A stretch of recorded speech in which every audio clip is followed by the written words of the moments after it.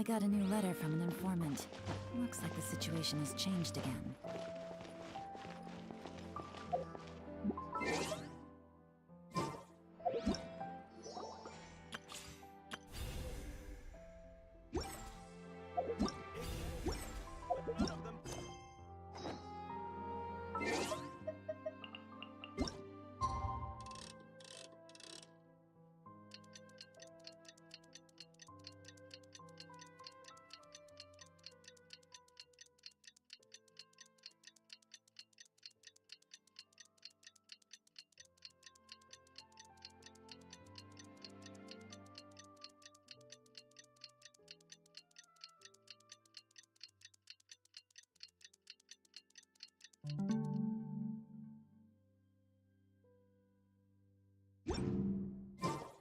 Navigating the world is a whole lot easier with a few different identities to choose from.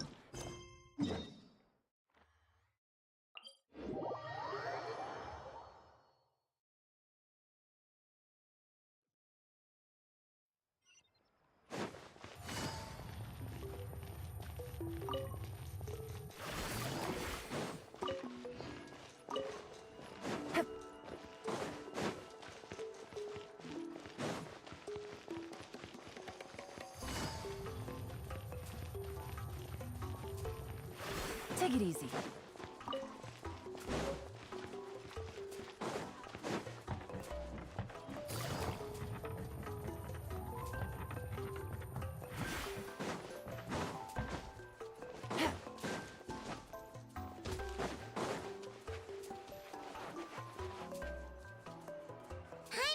Like a whole new Paimon after those 2 days in the hot springs. The Abyss kinda threw a wrench in our relaxation, though. Still, spending time here really has felt like a vacation. The Kaholasaurs are so nice and so fun to play with. Oh, and Atea's snacks were so delicious. She gave Paimon some for the road just this morning, yelling at some kids who got caught throwing stones in the hot springs, so... Hey, you guys. Sleep well last night? Yep. This area is so nice. Glad you like it. I was thinking of taking you guys out to do some sea fishing. Later tonight, we can eat whatever we catch. Fresh fish is absolutely delicious right off the... Hey, Mualani! Yeah? What do you need? The team sent out to fight in the Night Warden Wars has returned. And Kachina? Is she back as well? Kachina fell in battle. But don't worry, the team was victorious, so the Rite of Resurrection will be held in the stadium soon. That's a relief. The Abyss is cunning, and it was her first time. Mistakes are bound to happen. Exactly. She deserves to hold her head up high. All right, thanks for letting me know. Jeez, she sounded a little anxious there.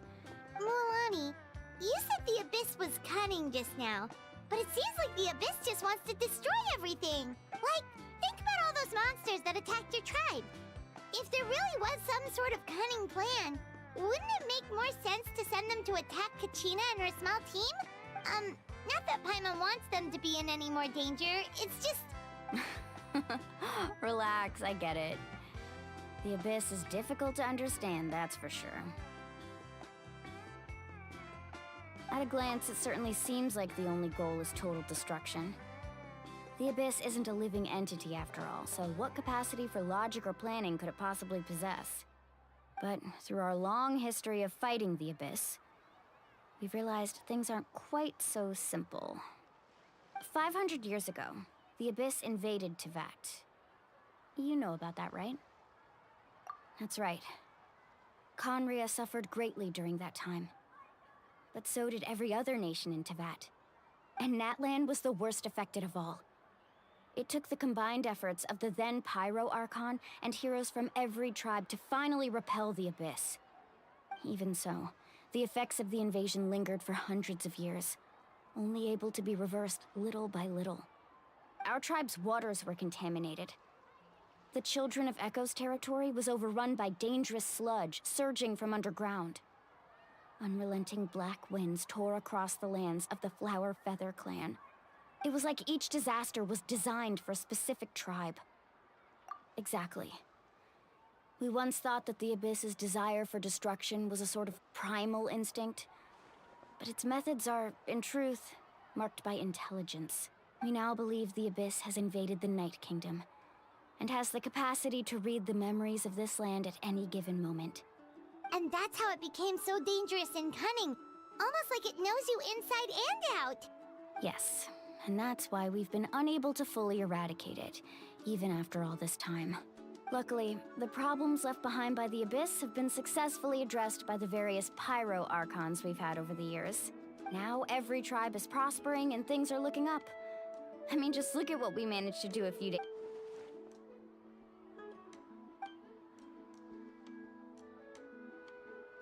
You must have had to sacrifice a lot to get to this point. Every battle, every sacrifice is in pursuit of a future where we get to stop fighting. Responsibility, duty, unavoidable burden. Everyone in Natlan views the war differently, but I believe we will be rid of the Abyss one day. And the efforts of all who fought against them will become a story for the ages. To think that my name could survive in ballads passed down to future generations, it's kind of romantic. Everyone has something that drives them forward, you know? We have to. Not only for ourselves, but for our future. Anyway, let's head to the stadium. The sea's not going anywhere.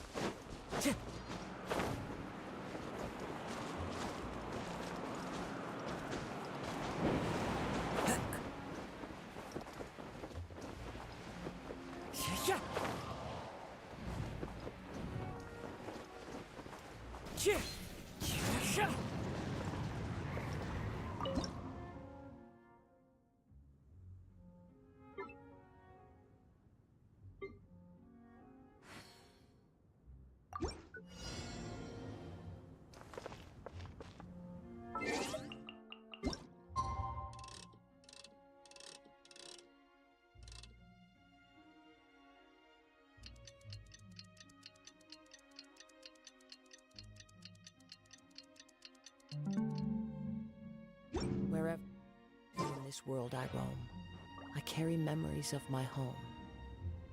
This blade, it is the last link I have to the land of my birth.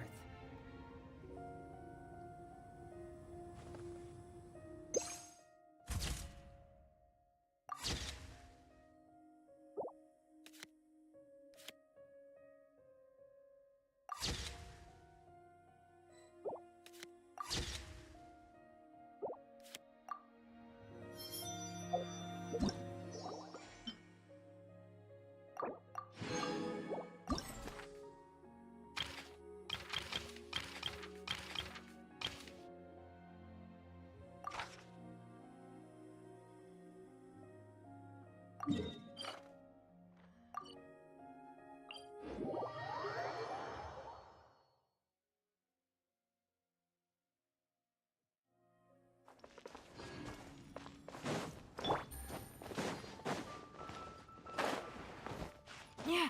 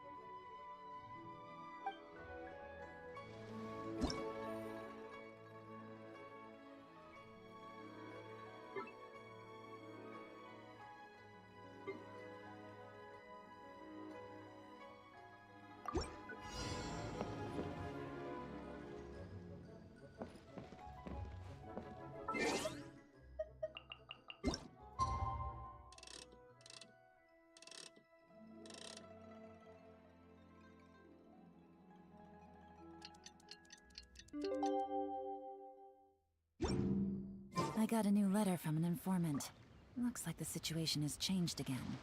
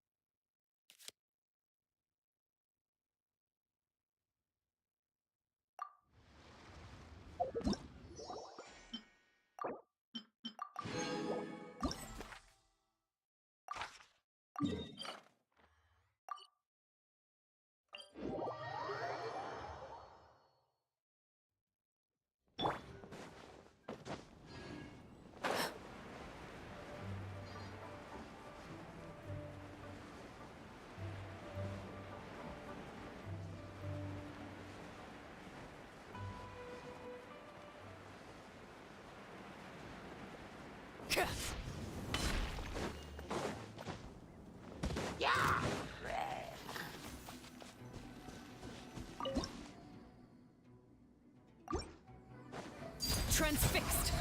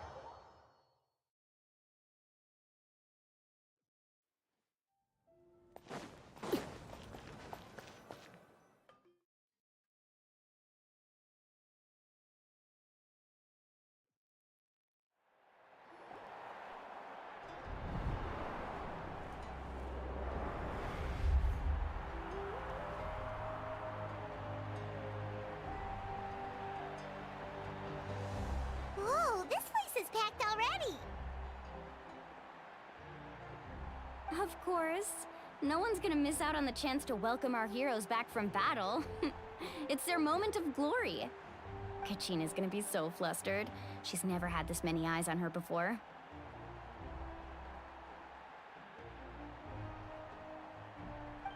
Yeah, she doesn't seem like the kind of person who likes being the center of attention. Looks like I'm just in time. Kinich, you're here! Yeah, a commission ran longer than expected, but I made it. I heard about the incident with your tribe, Mualani. Is everyone all right? Yeah, it's all taken care of. Our new friend here's got some tricks up her sleeve, by the way. She's just as strong as Kachina made her out to be.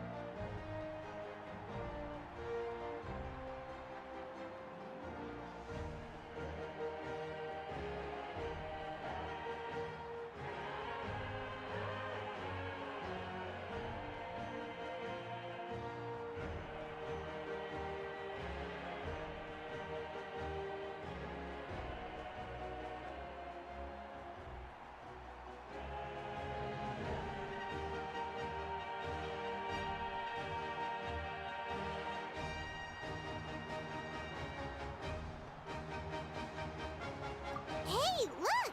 Is it about to start? That's right. Someone will come out and recite a eulogy, and then we'll sing the Ode of Resurrection together. Come on, let's find a spot with a good view. When the singing starts, just follow my lead and you'll be fine. Let's go somewhere higher up so Kachina can spot us.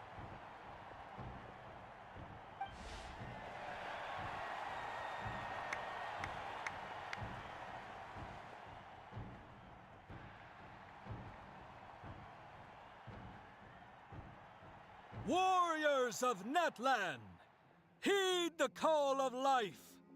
We are the inheritors of memory and legend. Those who grew alongside sun and wind. Those who forged our own destiny and future. That is Natlan's fire, the lifeblood of our nation!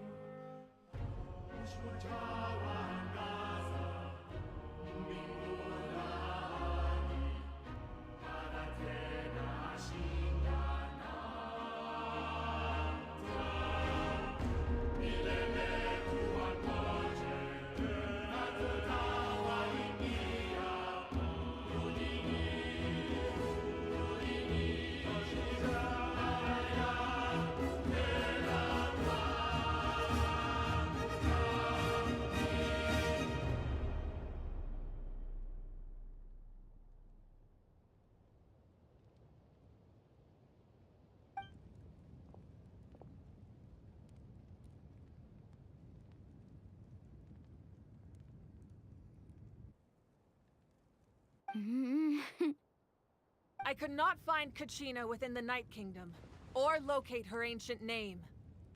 What? What does that even mean? Usually once the ode is complete, the Pyro Archon and resurrected person will emerge from the flames. But something went wrong. What's going on? This has never happened before. Well, I think it's pretty obvious. Clearly, the team sent to fight the Abyss didn't win after all. Think about it. The Ode rekindles all victors. We witnessed it countless times. Since the Archon couldn't find Kachina in the Night Kingdom, that must mean there's more to this victory than meets the eye. Hey! You just haven't gotten over the fact that Kachina beat you in the pilgrimage! Pathetic. The both of you. Your wild guesses are misplaced. We completed our mission. Maybe you did, but who's to say whether that little girl even contributed at all? Maybe she got scared and ran off. Why would the YUB recognize someone like her, even if she was on the winning team? How dare you insult a hero of Natlan like that? Kachina sacrificed herself to repel the Abyss. She doesn't deserve to be subjected to your vile rumors when she's not even here to defend herself. Calm down, Mualani. There's no point arguing with the likes of them. I can't just sit here and let them slander her like that. To insult a hero of Natlan, the person actually has to be a hero. You...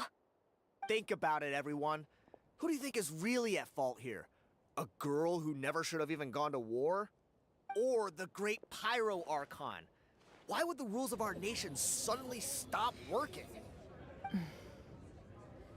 That's true. If she wasn't revived, it must mean she failed to achieve victory. Maybe the YUB interpret victory in different ways? I mean, that girl didn't look all that strong to me.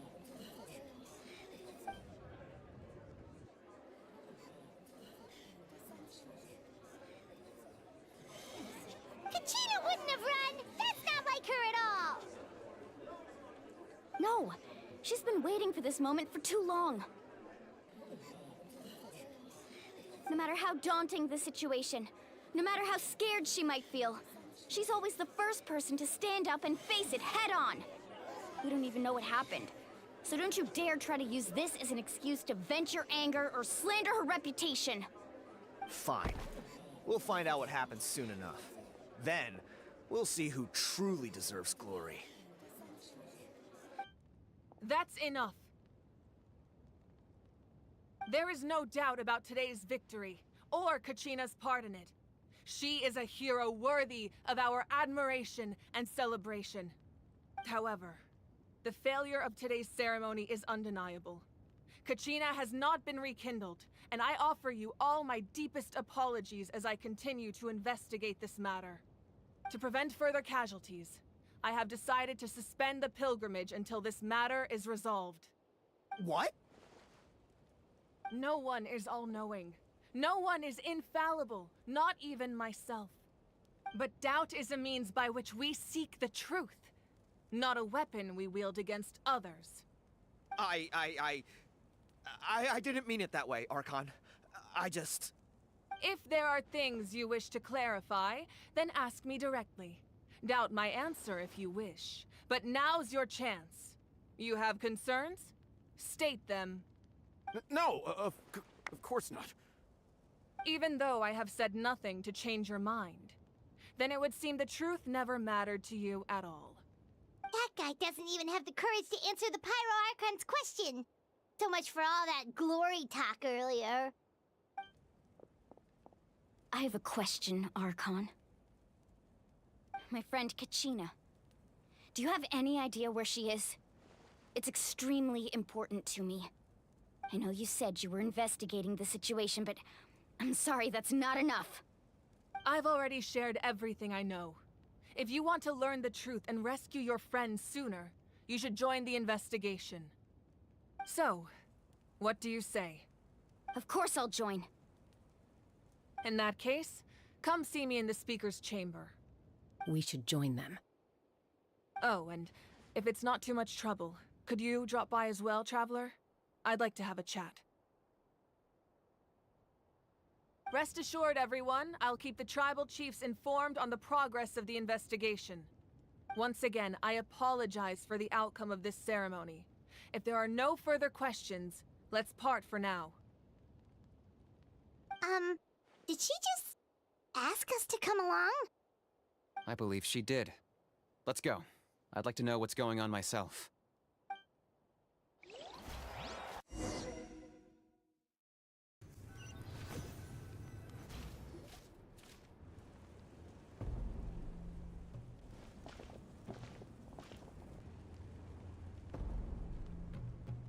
The situation is urgent, so I'll get straight to the point. Kachina is undoubtedly a hero of Natlan, and I'm deeply sorry this happened to her. There's been unrest in the Night Kingdom, but I don't know what's causing it. As a result, I've been unable to track down her location. Until we find and address the cause of the unrest, the Ode of Resurrection will continue to be ineffective. And that means Kachina won't be able to come back? That's correct. Not until the problem with the Night Kingdom is resolved. How long will that take? It's hard to say. Kachina always dreamed of fighting the Abyss. Of doing her part to defend Natlan. She wasn't afraid of death because she knew, if it came down to it, the Pyro Archon would be there to bring her back to life. Whenever we sat down together, exhausted from training, she would always hum the Ode of Resurrection. She was supposed to come back to us. We were supposed to hug her and celebrate with her and share her joy. We supported her every step of the way, but what are we supposed to do now? Sit peacefully and wait for her return? Lose ourselves in grief over her death? Tell me, are we her friends? Or her murderers? That's not fair, Mualani. It's all right. I understand your rage and your grief. Kachina's life means a great deal to me, Mualani. Believe me, I want to bring her back as soon as possible.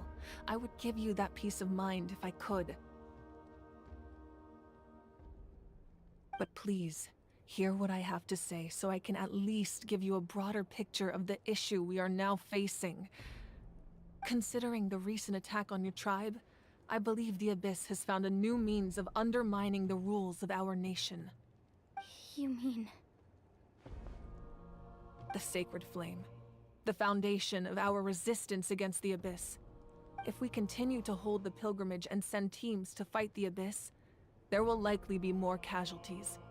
But if we stop altogether, the Sacred Flame will only grow weaker. The Abyss will scale up their attacks, and the tragedy we saw with the people of the Springs will only be the first of many. If we compare the two choices, the former seems to be the lesser of two evils. Sorry, I know that may sound harsh, but I bear the name Malipo.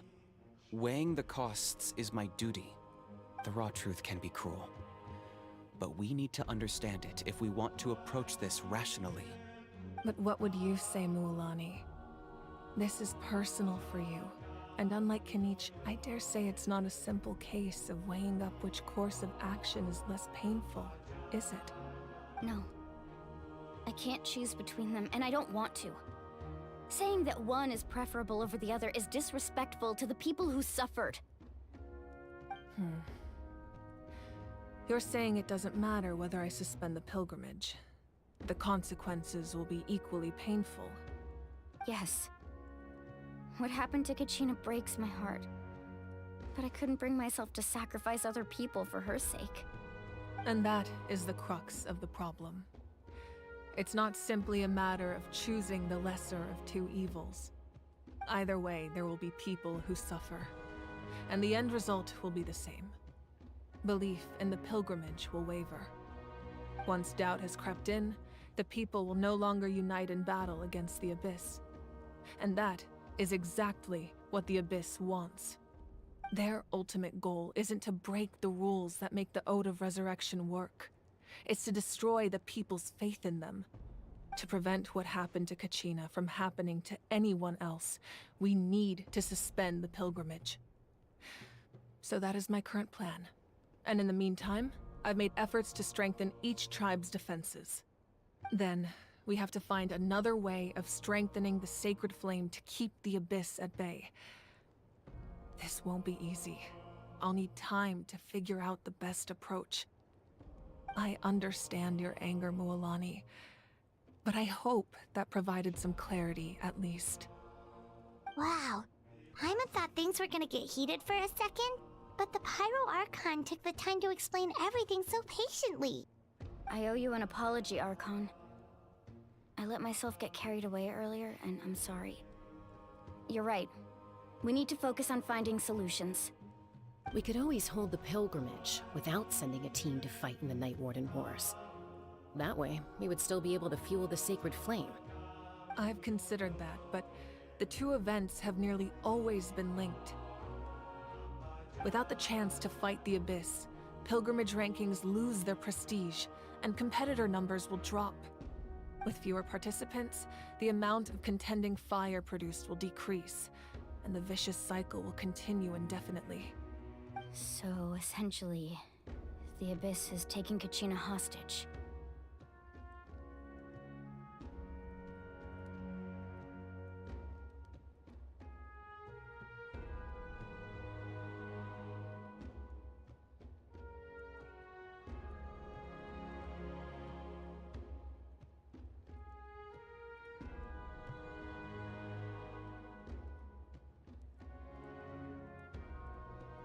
You've learned about the concept of ley lines during your travels, yes? The Night Kingdom is something similar. Staying there for a short period of time shouldn't have an effect on the person. But with the Abyss in the picture, it's a different story.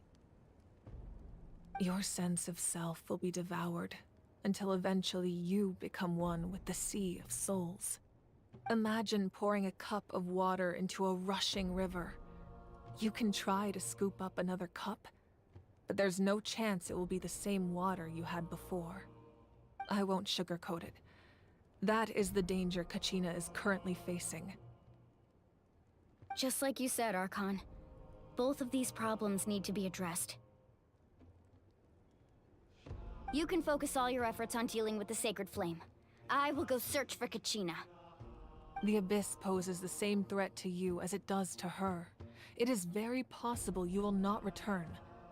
Knowing that, do you still choose to go? Kachina's waiting for us to rescue her. That's all that matters. I failed to protect her during our campaign, but I can make it up to her now. I choose to go as well. Traveler? What do you think?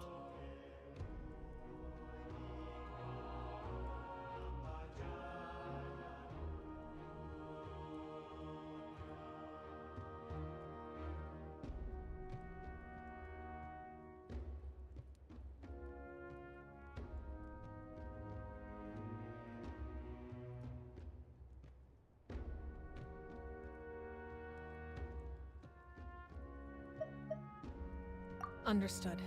Then I'll support you in any way I can.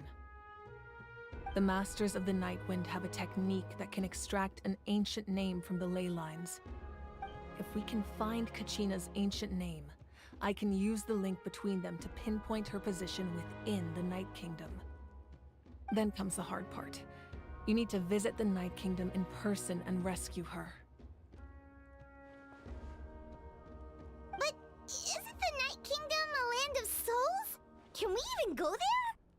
Under normal circumstances, only the consciousness can enter. But there is a way to go there in person.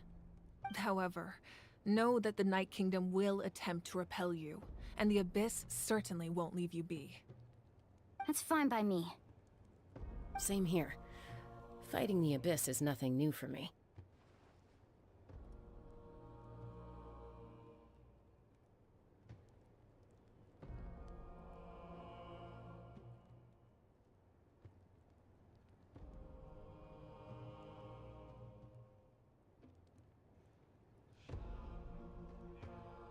So, Paimon's the only one who's scared? Well, if you're going, Traveler, Paimon's going too.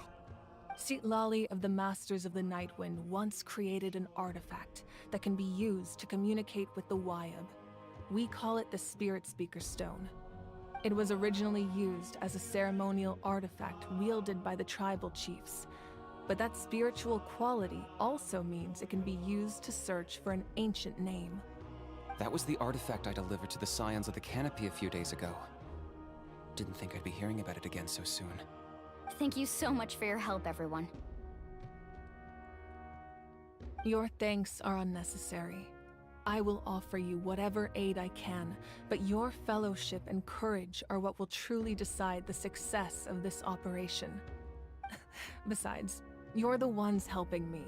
I can only focus on one thing at a time, after all. Traveler, I certainly didn't expect our first conversation to be so serious. I've heard all about your accomplishments. Ever since you arrived, I've been hoping to meet you and offer you Natlan's highest level of hospitality. Why? Why? Is that not what happened in the other nations you visited?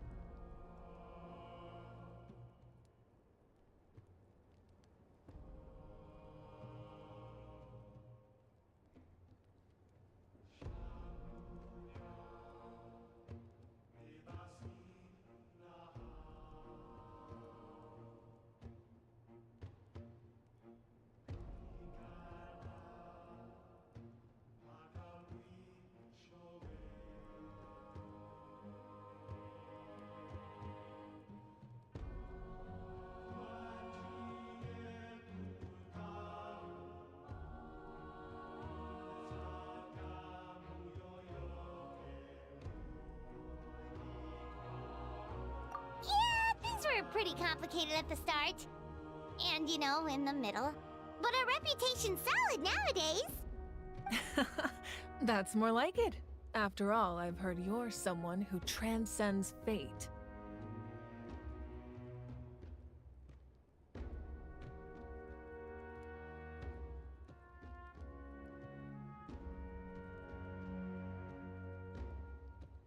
Perhaps even more than you can imagine. But we can talk about that some other time. Ideally, this would be the perfect night for a drink and some musical ambiance. But there are important things to be done. Oh, I almost forgot. Atea was wounded in the fight against the Abyss. She wanted us to give this to you. It embodies fond memories and my strength of will. That's what she asked us to tell you. She said you'd know what that means. didn't think this day would come so soon. The flames of her life force. I can feel them flowing within the talisman.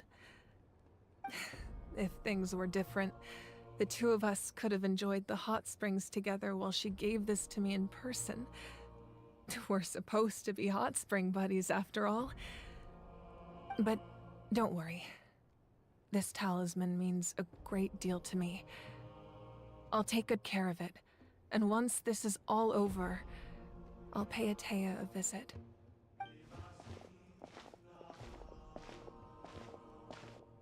You said you didn't want to jeopardize the production of Contending Fire. But that's not at all why you decided to suspend the pilgrimage, is it? You're right. Even now, the production of Contending Fire is far from sufficient. The gradual corrosion caused by the Abyss has resulted in a massive shortage of pyro energy, and we're currently at the breaking point. As things stand, the pilgrimage is a lost cause. Suspending it allows us to save our strength to defend the tribes. The Abyss has brought catastrophe to Natlan, and Kachina's disappearance in the Night Kingdom is a direct consequence of that. We can't let the general public know that. No. If the public learned that Natlan's destruction was close at hand, there would be immense panic. But if I said nothing at all, they would have continued to question the integrity of Natlan's heroes. Another simple choice. The latter was clearly the better solution. But you chose otherwise. I have never subscribed to the belief that the right choice is the one with the fewest sacrifices. Let's go. There's still a way for the sacred flame to last a little longer. You mean? Yes. Come with me.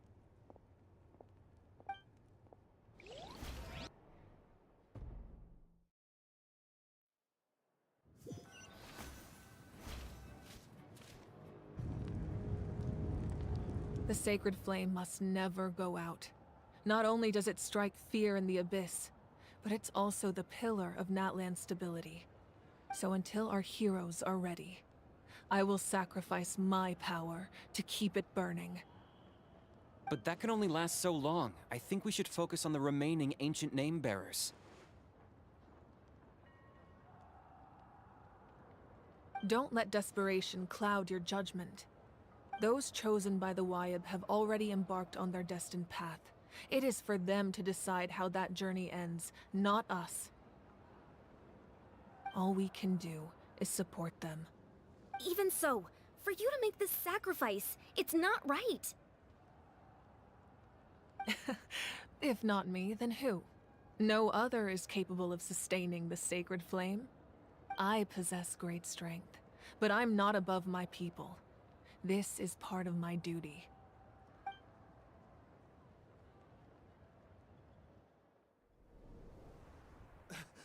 Archon, it's the Fatui!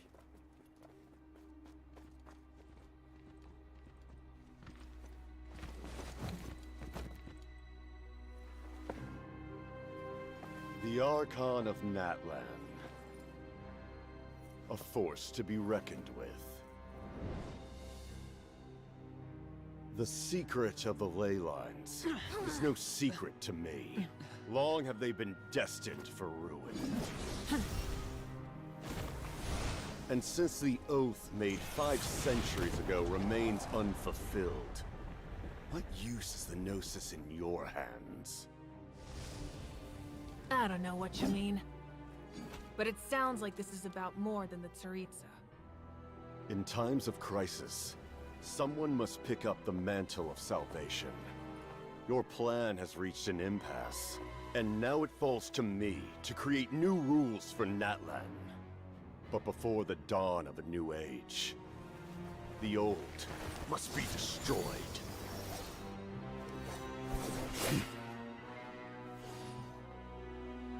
I assume that's the end of your speech? Good. People like us. Let our blades do the talking!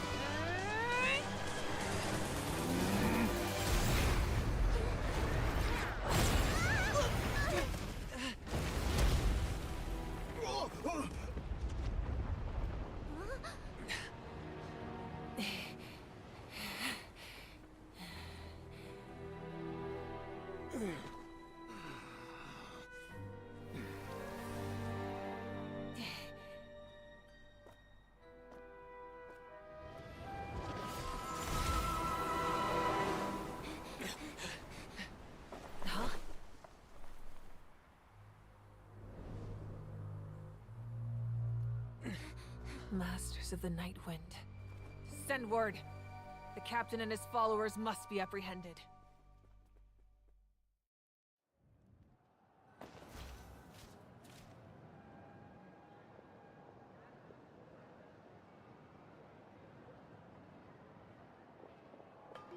Are you alright, Archon? He was a formidable opponent. Exactly what I would expect from the first of the Fatui Harbingers. I never imagined someone could match you in combat.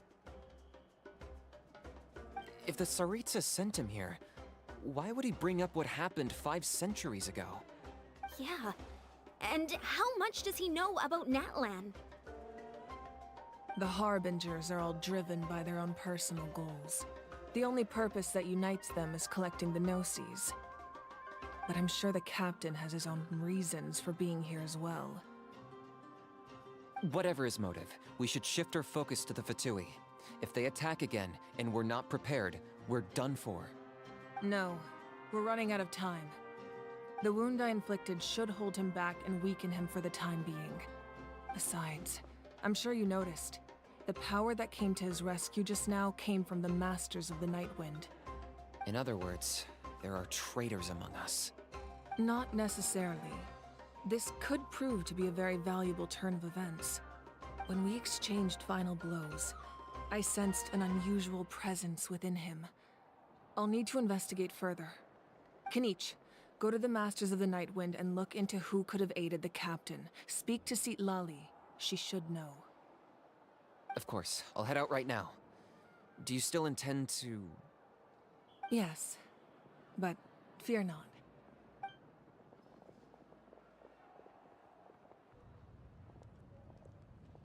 Natlan's strength has never rested solely in its Archon.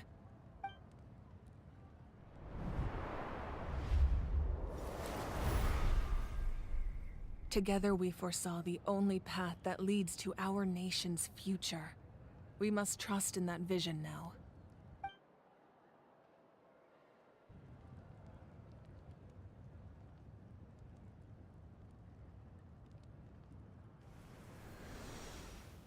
Is everything okay, Archon?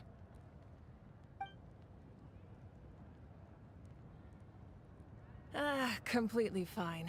Just lamenting the fact that I never got a picture when I could still turn my hair into flames. Too late now. I just hope the others have a safe journey.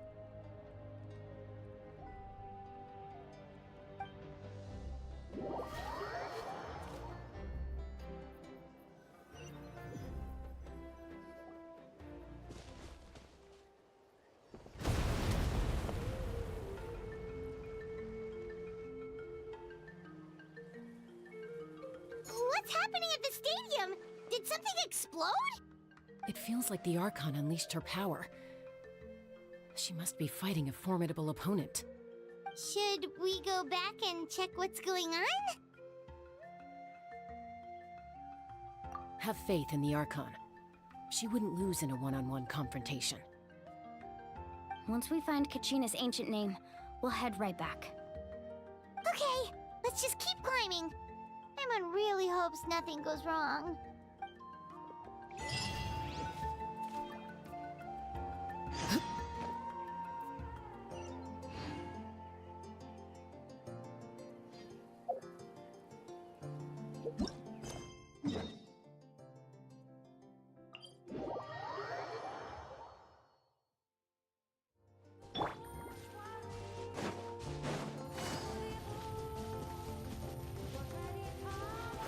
Take it easy.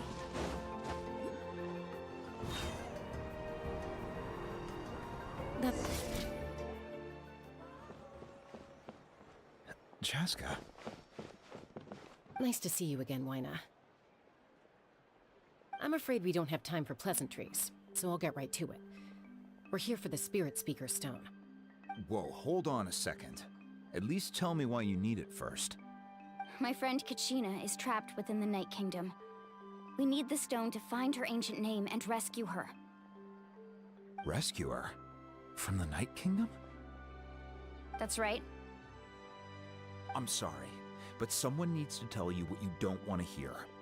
Going there, a mature warrior would never make such a foolish decision.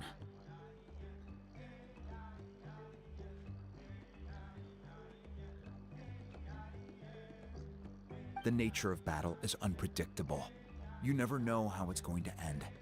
Losing a friend is tragic, but when that happens, the best thing you can do is focus on how to prevent further casualties. I appreciate what you're trying to say, Chief Wyna. But if the price of maturity is abandoning a friend in need, I'll choose foolishness any day. If Kachina's still holding on, then so will I. I thought you might say that. Is something wrong, Wyna? This doesn't seem like you. Life isn't complete without taking risks. That's always been your mantra. It's nothing. The Night Kingdom is a dangerous place. Can't blame me for checking if you were up to the task. If you're that determined, far be it from me to stop you. Here's the stone. Keep it safe, okay? It's not like we have a spare. Thank you. Huh. Seems like you two go way back. But aren't you from the Flower Feather Clan, Chaska? Oh, Chaska's a peacekeeper, so she's famous throughout the tribes. She's always the one people call to resolve conflicts, so we slowly got to know each other that way. Her younger sister Quichi's always hanging around our tribe, too. She's helped us out a lot in the past. Oh, you have a younger sister? Yes, I'll introduce you to her sometime. But let's get back to business. Wyna, how do we use the stone? As you probably know, your intended destination is completely different from the real world. The Night Kingdom is like a river flowing with concepts, and the ancient name you seek is like a tiny fish swimming downstream. In that sense, the stone is like a fishing boat drifting down the river, but the boat alone isn't enough. You need a fisherman experienced enough to steer it in the right direction. We couldn't do that ourselves? With a little practice, I'm sure you could. You have the strength and the talent. If you want to make sure this works, though, I could recommend someone to you. Who? Vichama, a legendary warrior and scout from our tribe. He's got a keen eye and a well-honed intuition. Even his ancient name means to seek. If you're fishing for a name, you're gonna want him on the boat. Vichama? Why does that name sound familiar? He's one of Auntie Atea's hot spring buddies. I've heard stories about him. Where can we find him? Ever since Malko passed, he spends most of his time gazing out at the scenery from the cliff tops. Follow the path that way, and I'm sure you'll find him. Thank you. We'll go look for him there. Good luck. I hope everything goes well.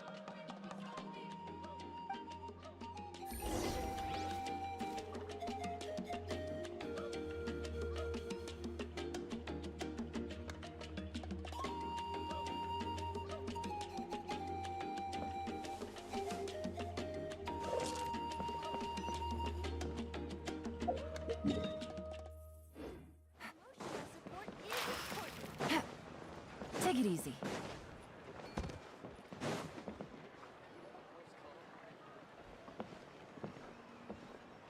Someone admiring the scenery from the cliff tops. Ah! That must be him! Hello there, are you Vichama? That's me. Did you need something?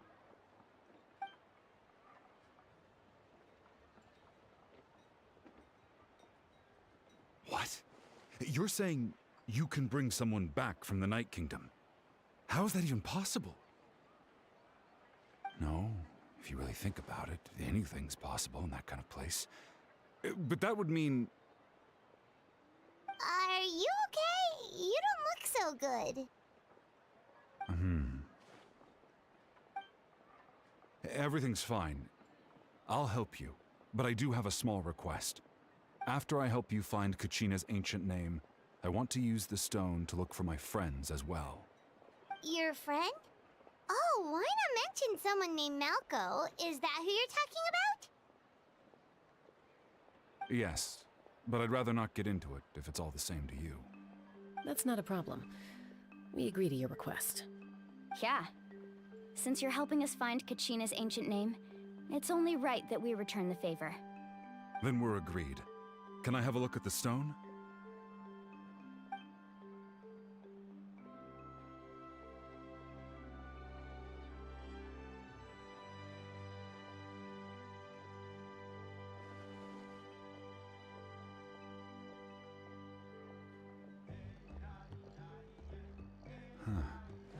I see. From what I can tell, it functions almost like an abyssal pylon. Both connect the Night Kingdom to the living world. Once the connection is established, the abyss will come surging through the opening like a predator honing in on the scent of blood. So we have to be sure not to use it in a tribal settlement. Wow, you got all that just from looking at it? I just picked up on the basics, really. I still have no idea why it works. You said someone named Lali invented this. They must be a genius.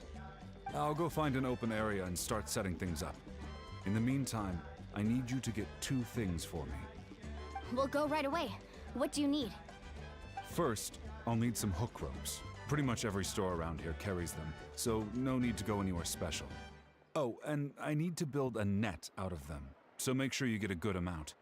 Wait, are you saying you're going to use a real net to catch Kachina's ancient name? How does that work when one's tangible and one's not? By creating something tangible in our world, like a net, we can create a connection to a corresponding concept in the Night Kingdom. Basically, I'm going to use the concept of a net to catch something equally intangible, an ancient name. Oh, I see. What about the second thing you needed?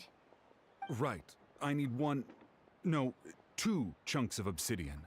Once we bring the ancient names into our world, we'll need a place to store them.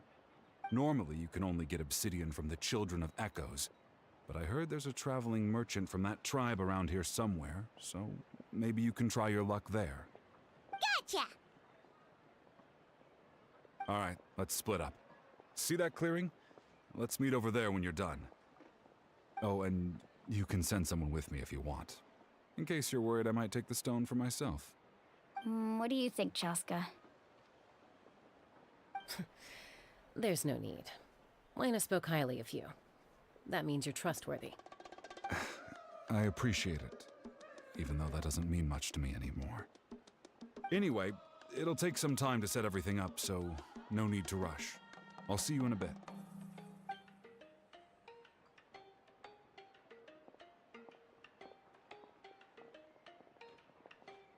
What an odd guy. He seems so defeated, but also really invested in the stone at the same time. I don't have any more insight than you, Paimon. Let's just focus on the preparations for now. Hang on, Kachina. We're coming for you.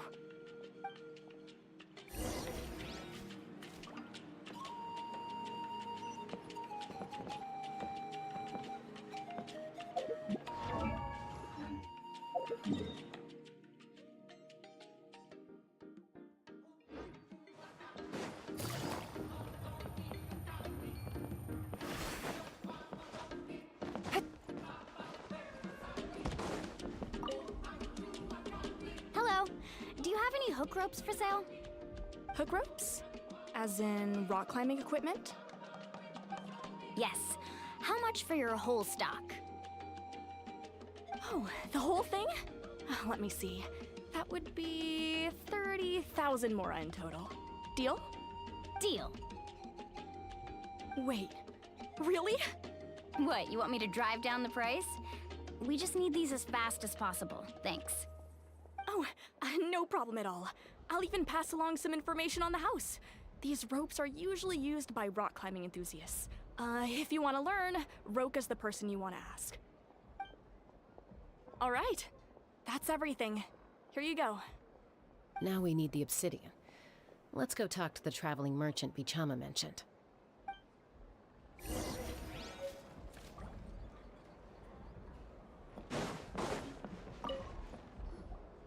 Excuse me, do you sell obsidian? Why, yes. I've got a chunk for sale right over there. Perfect. Is that the only one, though? We actually need two. That might be tough. Tell you what, I'll take a look through these boxes over here, and we'll see what we can find. Thank you so much. We'll wait here.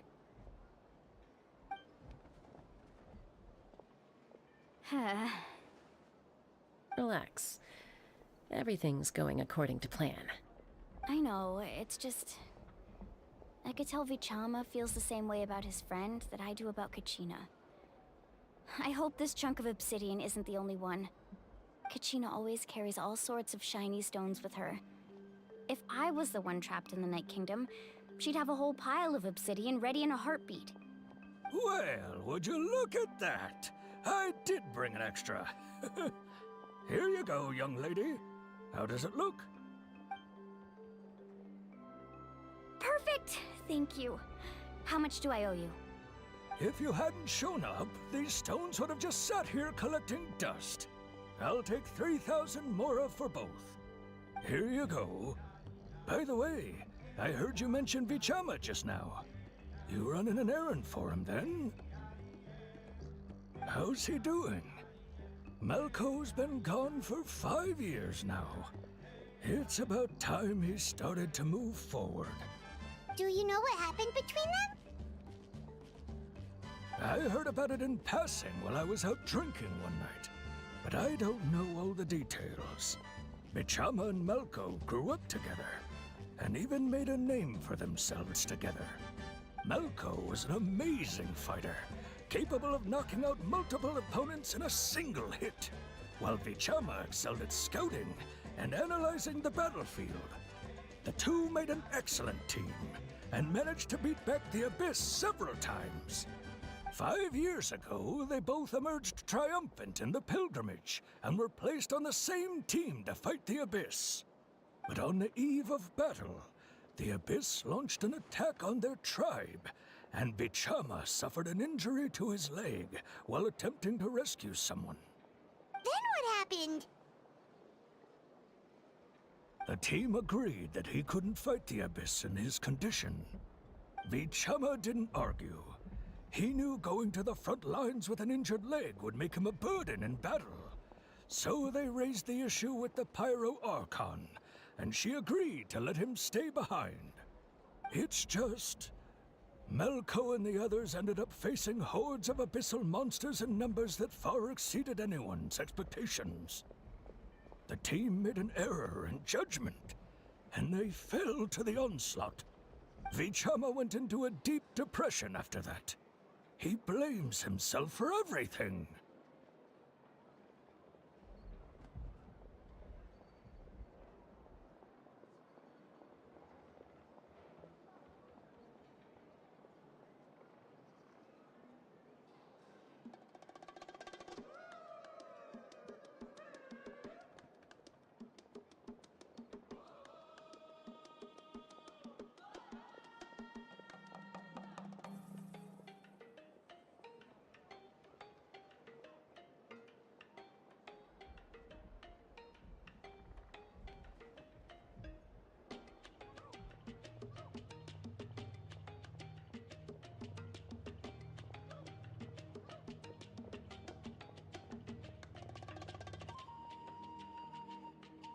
Oh, you're not wrong. But it's possible he chooses to blame himself. Not because he did something wrong, but because he wasn't able to do anything at all. I've tried convincing him to move forward, to stop dwelling on the past. But the shadow of Malco's death hangs over him still. The Abyss has caused so much suffering, and some wounds never heal. I wish there was something he could do to make himself feel better. But... anyway, that's the gist of it. Maybe you could help him talk things through sometime. I would really appreciate it.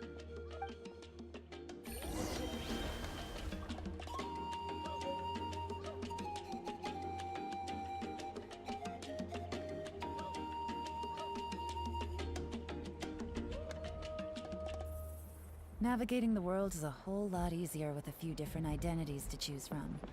Need me to come up with some for you?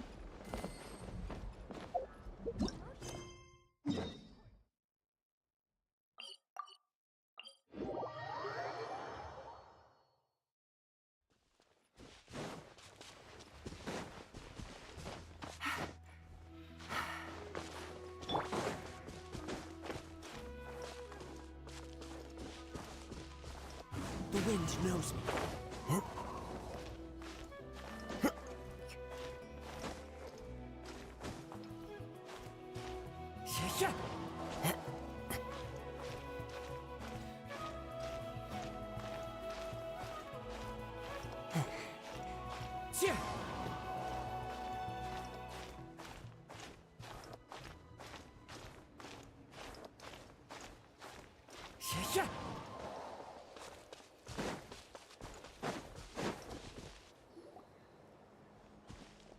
Did you get everything? Yep, it's all here. When do we start? I've made all the necessary adjustments, so we're good to go. As agreed, I'll help you find... Go ahead.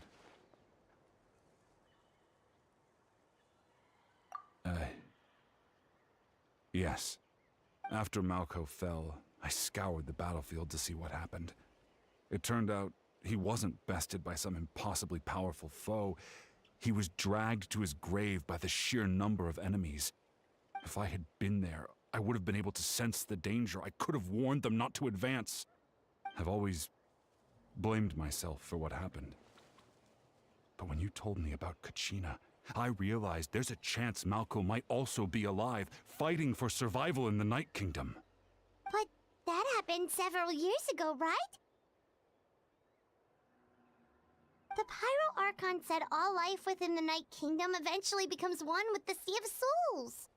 There might not be much hope, but I still have to try.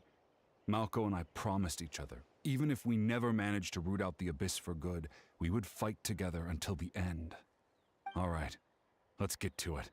I'll start searching for the conceptualized version of Kachina's ancient name. If you see any fragments scattered around the area, please collect them.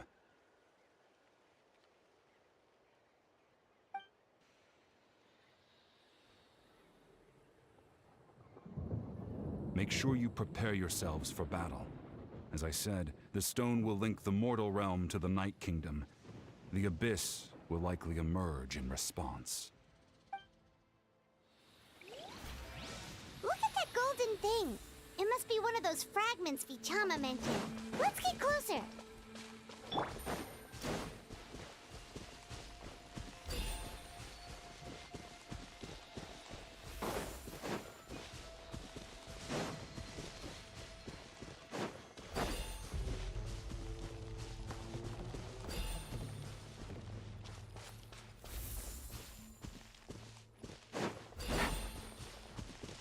Take it easy.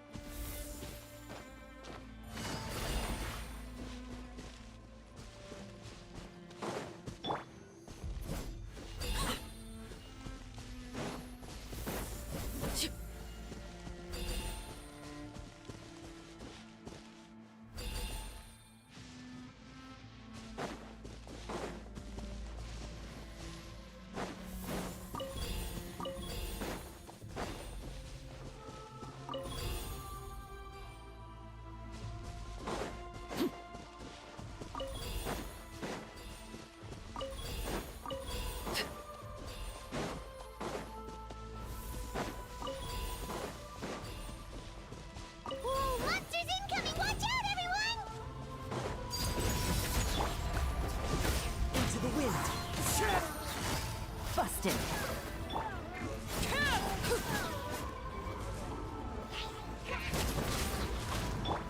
The wind knows me.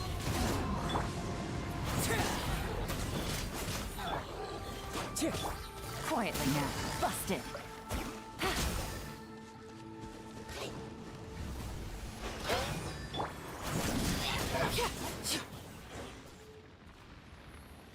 longer, Vichama. Not long! We're getting close!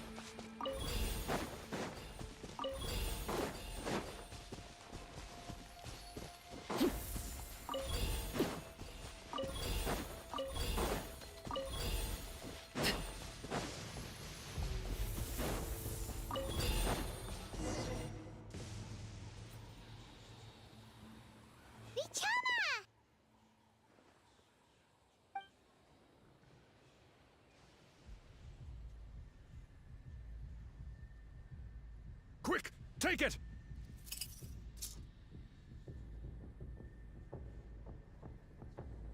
I found Kachina's ancient name. Hang in there, Malko. Just a little longer. Something's not right.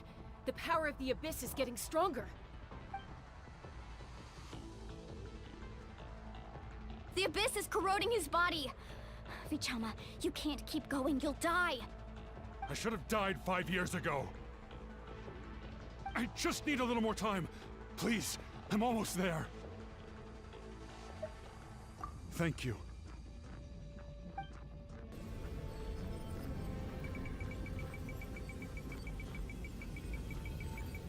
Whoa, watch out!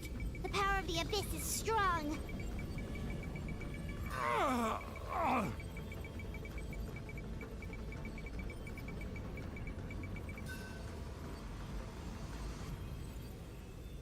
This power.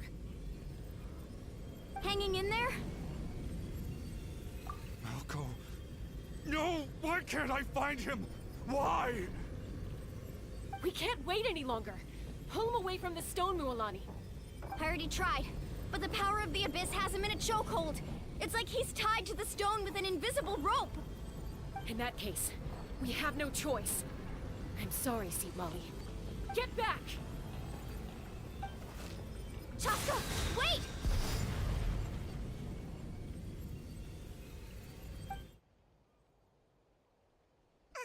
Ouch!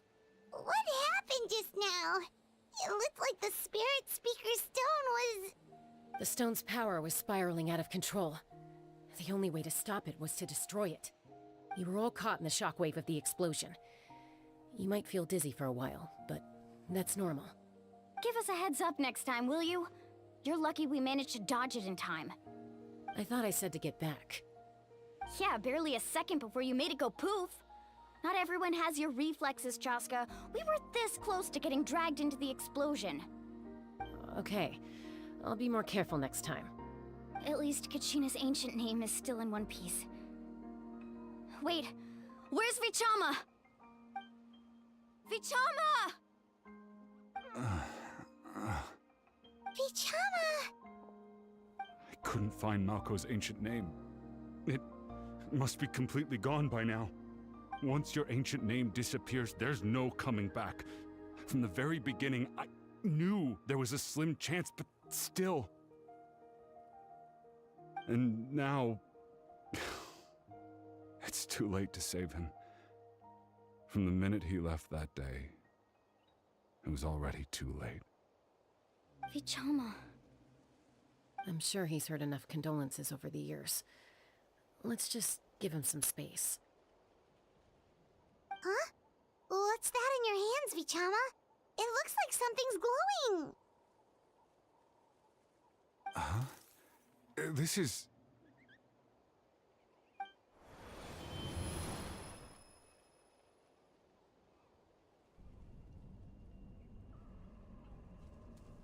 Hey, Malko. Got any strength left? Not enough to swing a sword, but to say a few last words? Sure. Too bad. No one will get to hear them. I never thought I'd actually die on this mission. Not that I'm afraid to die. It's just... hard. Thinking about my mom's face when she hears the news. Guess I have something to be thankful for then. My parents died a long time ago. They won't have to mourn me.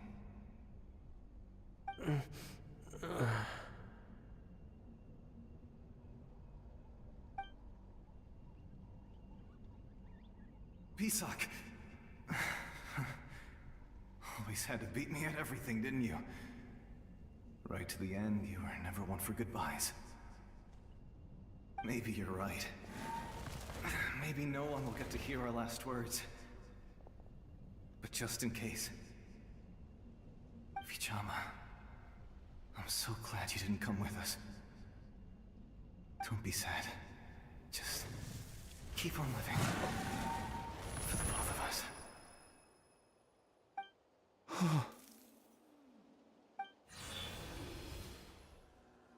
Was that a memory? Seems like we were able to salvage something after all.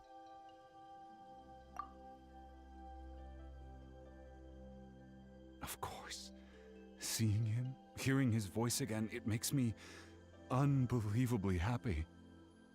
But it also brings with it an even deeper pain. A deeper pain? Why? Malko was always the type to put on a brave face. But in that memory just now, his hands were shaking, and his smile was forced. For all these years, I regretted not being able to fight alongside him to the end. And now I know, at the end of his life, he was thinking the same thing. Vichama. I'm fine. Actually, I heard Chief Wyna wasn't really on board with your plan to go to the Night Kingdom. When you asked for my help, I hesitated too. I knew helping you find your friend's ancient name meant leading you one step closer to danger. But I also understood why you had to try. Everyone has regrets in life, but not everyone gets the chance to make up for them. Once allowed to fester, guilt strips us of our most valuable qualities as warriors. In that sense, we might as well choose the braver path from the very beginning.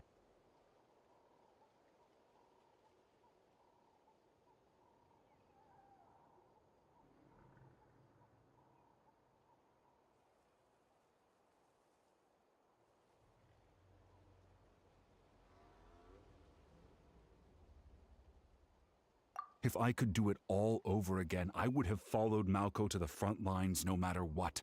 Even with an injured leg, there were still things I could have done. That way, even if the outcome stayed the same, I still would have fought alongside him to the end. There are critical junctures in life, and if you don't seize the chance to act, there's no going back. That's something I had to learn in hindsight. But you're still at the crossroads of your journey, so I hope you can walk away without regrets. Thank you, Vichama. I feel even more determined now. Kachina will come back to us. I'll make sure of it. I promised I would find her, and I intend to keep that promise. That's good to hear. Strange. My body, it's... Once abyssal corrosion enters the body, a portion will fuse itself to your internal organs. Even though the Traveler possesses powers of purification, the corrosion can never be fully eradicated. Thanks to her, though, you were only briefly exposed. Slowing your breathing and controlling your emotions should help you keep the symptoms in check.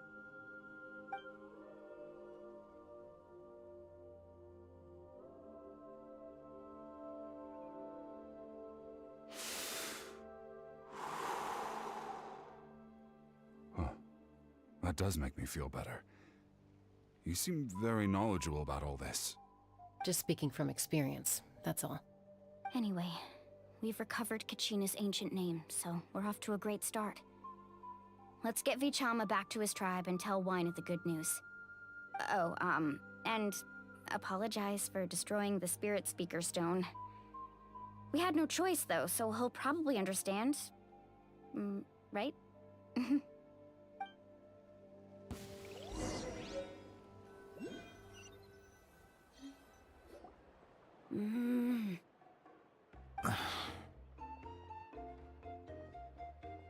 Koichi, are you really gonna just stand there like that? I don't know what you want from me. I think you know exactly what I'm trying to say, Uncle Wyna. I can hear it in your voice. Honestly, it's just one thing after another with you two. They're back. Koichi? What are you doing here? Don't play dumb with your own sister. You know exactly why I'm here. My apologies, everyone. I just need to borrow Chaska for a few minutes. You come with me.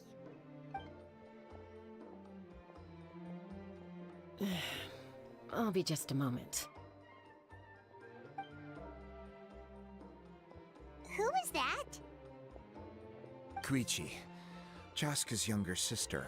Although the two aren't actually related by blood, it's kind of a long story. It's not really my story to tell, but I guess it's not a secret. You see, Chaska was actually raised by cuckoo sores. She was afflicted with a rare disease when she was a child, and abandoned in the wild as a result. The Abyss found her out there, all on her own, and tried to devour her. But in the end, all that did was trigger her will to live. That strength of will pushed her to survive. But it also planted a seed of conflict within her. Eventually, she was adopted by the cuckoo sores.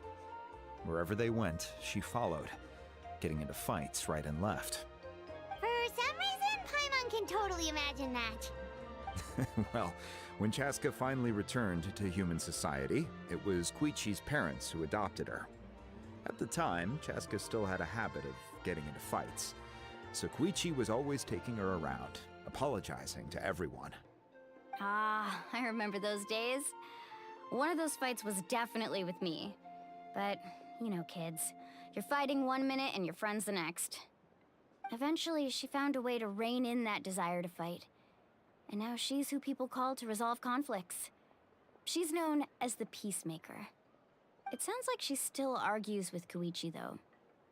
Don't siblings usually stop fighting when they get older? That's partly my fault. Koichi asked me to stop Chaska from doing anything dangerous, but you probably know by now, once Chaska makes up her mind, there's no changing it. Oh, I get it. No wonder you tried to talk us out of going to the Night Kingdom. Chaska even said that wasn't like you. I'm all for your adventure. You need to take risks when you're young, because by the time you're my age, you couldn't attempt something like that even if you wanted to. Better try now than live with regrets later. That's what I say. Still, I can understand where Koichi's coming from. In the end, nobody wants to sit back and let a loved one put their life on the line.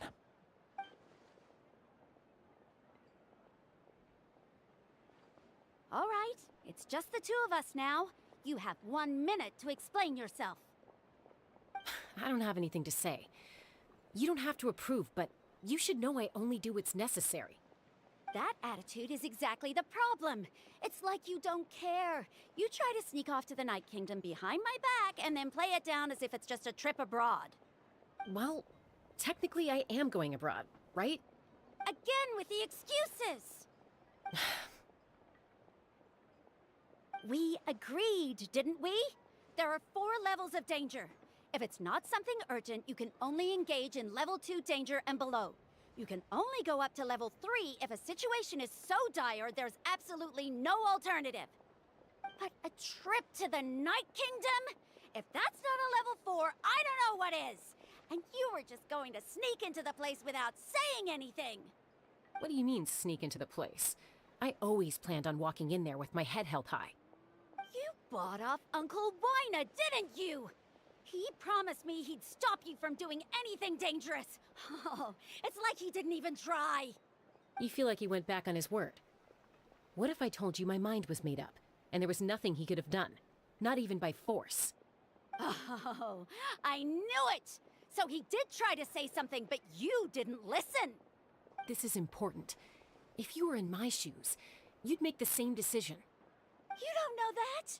I'm a doctor, and I handle logistics. If you're going to waltz into a dangerous situation where you could lose control at any moment, it's my duty to say something. All right, whatever. Anything else? What do you mean, anything else? Why don't you reflect on what you've done and promise me you'll stay put? Time out. Is this One of our normal arguments or a serious one? Chaska, does it sound like I'm joking? Then... you need to know something. What happened to Kachina was partially my fault. I can't leave her there to die. That's not who I am. But the person you become when you lose control, that's also not who you are!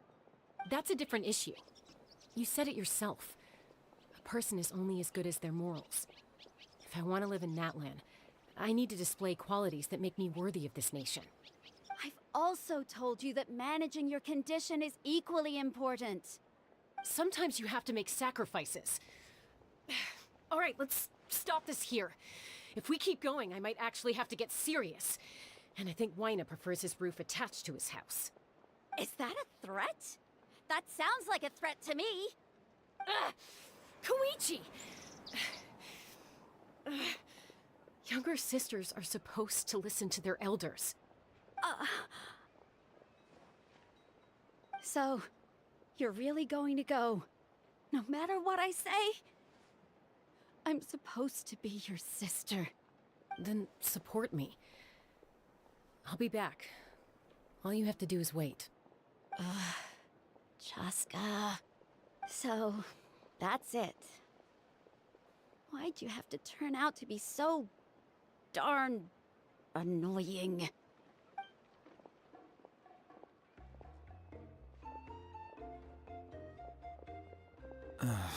You two are something else.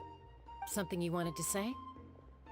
I know you aren't related by blood, but you two sure are similar.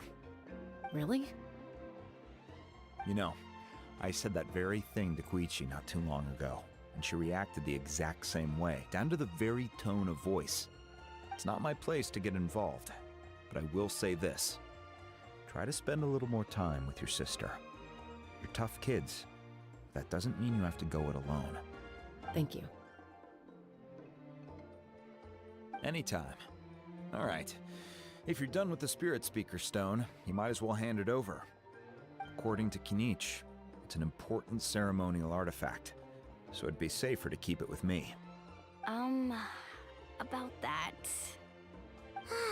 If only Tonegif Bard was here, he could have repaired it just like the Holy Liar. It might be in a few more pieces than you remember. Huh?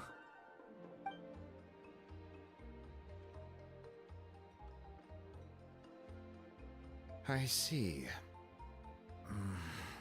Sounds like it was an urgent situation. If someone's life was on the line, then you had no choice. Still, Citlali's going to be a nightmare to deal with now that you've broken her stuff. I'll explain everything to her later. Stay safe out there in the Night Kingdom, okay? I'll wait here for your safe return.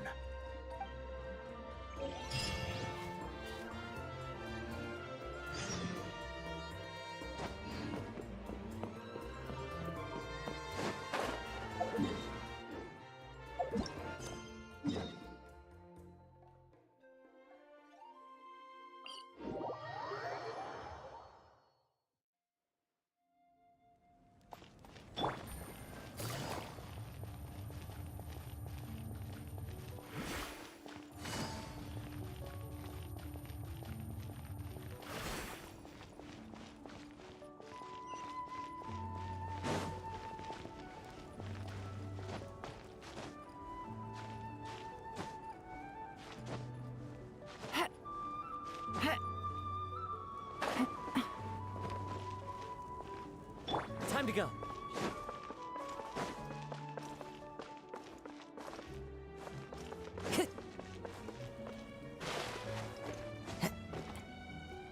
Into the wind.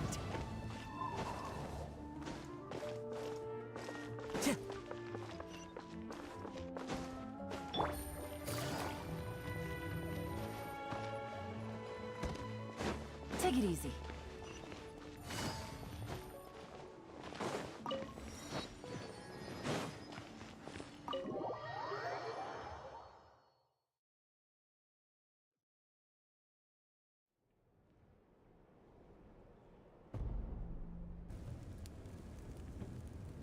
We're back! We We found Kachina's ancient name, too!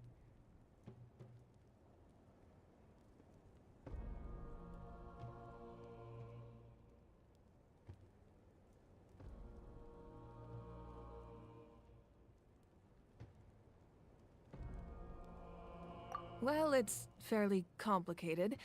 Let me give you the condensed version. The Fatui again?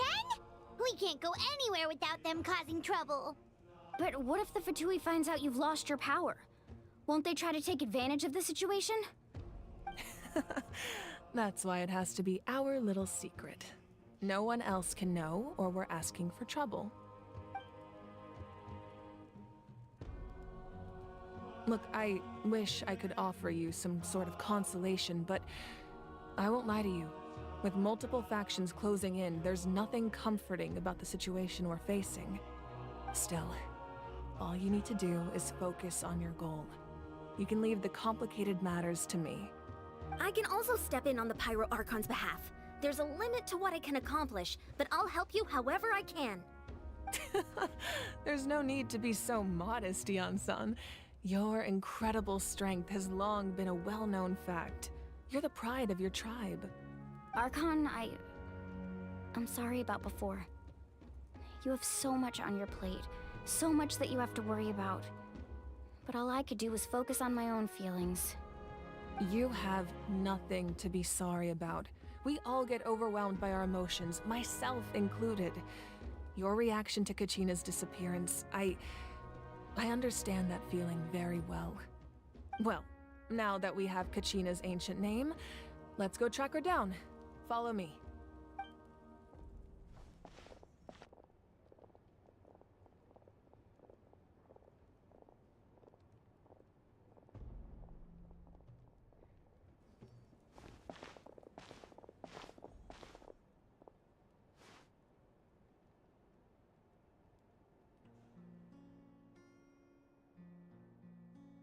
What is this place? Hey, isn't that Atea's talisman? Good eye. This is where I store all the various mementos I've collected. Whoa. I've never seen this place before. There's so many things in here. It looks like there are items from every tribe. Collecting them must have taken a lot of effort. I suppose you could think of it as a hobby of sorts. In Natlan, everyone grows up listening to the stories of heroes, and physical items do a far better job of preserving those stories than our own memory. Now, I still have some preparations to make for the ceremony, so feel free to take a look around in the meantime. If you're curious about an item, I'm more than willing to tell you about its origins. All right, we'll have a look.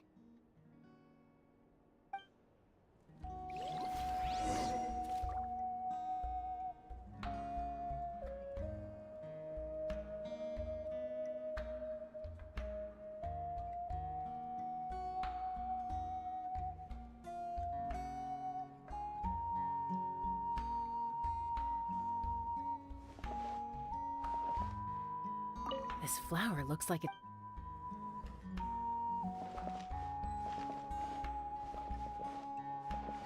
This fishing bag. This fishing bag. Hey, there's a fishing rod here. It must have belonged to the people of the springs. That's right. It belongs to a legendary fisherman named Matava. He and I met in a tavern. He told in his eyes I saw... So, did he do it? The next time I saw him, he was covered in scars. He managed to kill the fish, but sustained... Can a fisherman claim victory if he fails to bring back his catch? That's what he asked me in the end. Well, Paimon thinks he won. That was my answer as well. The experience was far more valuable than the prize itself. In the end, he didn't want his tools to go to waste, so he gave them to me. Wait, that means you also know how to fish. Maybe we can go head-to-head sometime.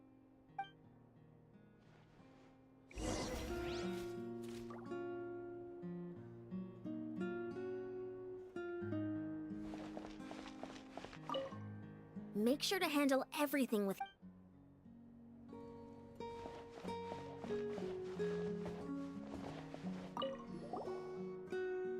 This is Atea's talisman. I'm sure you're familiar with this one already. Atea was rarely ever without it. The talisman brought her a lot of luck in battle.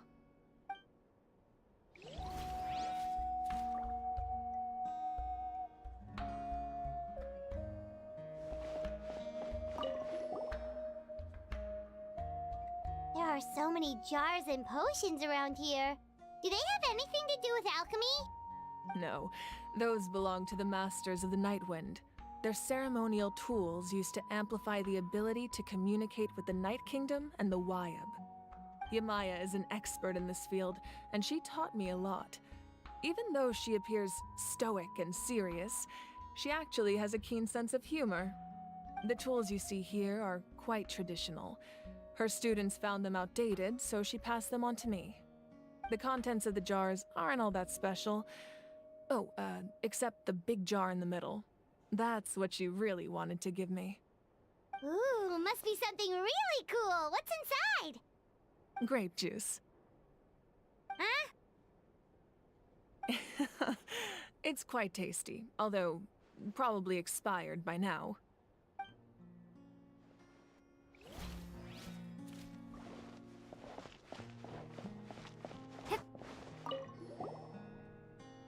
Whoa, that belt is bigger than Paimon's head!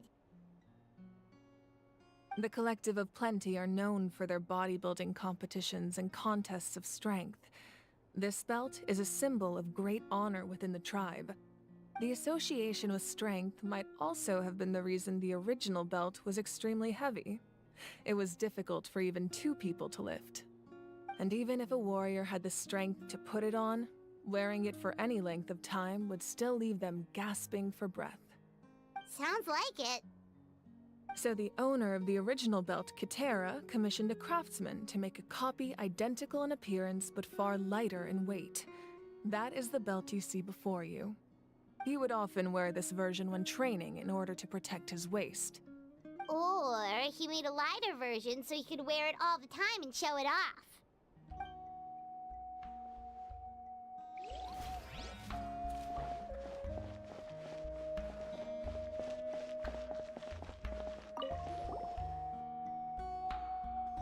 Whoa, this weapon is huge! Which tribe did it belong to?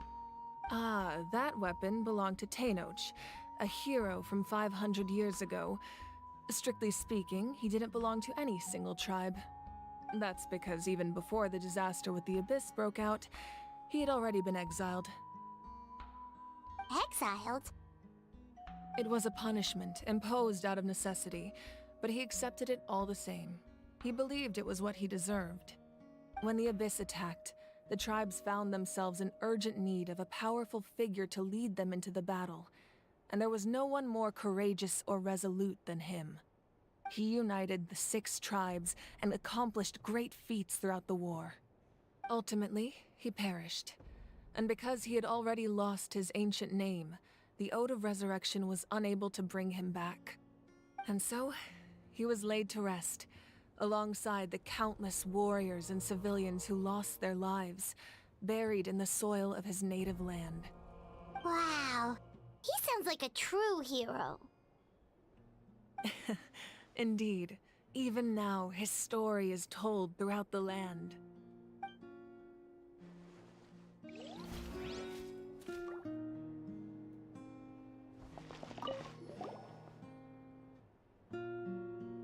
The powder still needs some time to settle, so let's wait a little longer. Well, what do you think of my collection? Do you feel like you have a better understanding of Natlan's culture now? Yeah, if each item represents a different story, seems like Natlan's really been through a lot. Does every item hold a special memory, just like Atea's talisman? That's right. The items in my collection actually serve a similar purpose to the ancient names passed down among the tribes. They demonstrate the true shape of time. The shape of time? Most people perceive time as a linear concept, almost like a straight line that can only move forward. We cannot change the past or predict the future. But there's also a different theory, one that I believe to be closer to the truth. Namely, that the past, present, and future all exist at once. At once? Paimon's not sure she understands. Let's say your journey ended right now. Thinking back on your experience in each nation, which one would you say was the most important? Exactly. Even at the end of your journey, the things you experienced along the way don't cease to exist. They become part of who you are. Take out a portion of that journey, and you would likely make very different decisions, and eventually arrive at a very different destination. The future is the same way. It exists even though it has yet to come to pass. We just lack the means to perceive it. Of course, there are those with the power to foresee the future. They simply call it by a different name. Fate. You're quite familiar with that concept, I would imagine. That does kinda make sense. The future hasn't happened, but already exists. Humanity excels at living in the present, but too often we forget the past and neglect the future.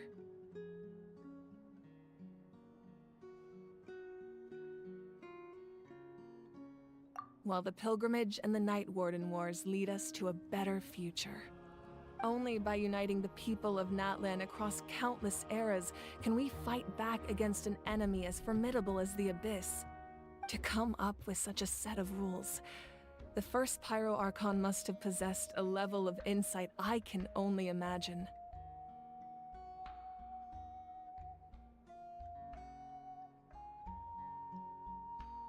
That's correct.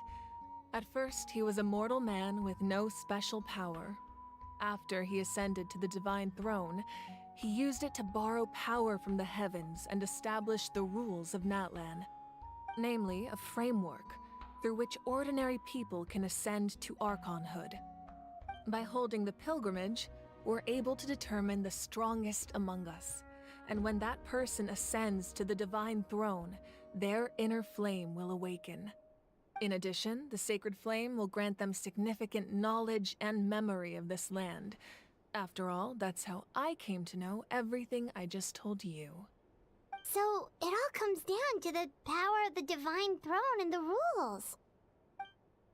Wait, is that a family portrait?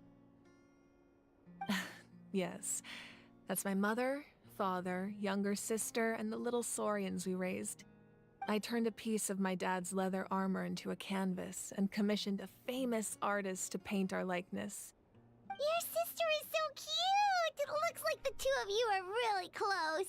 Paimon was having a hard time thinking of an Archon as an ordinary person, but seeing this portrait, it kind of makes sense now.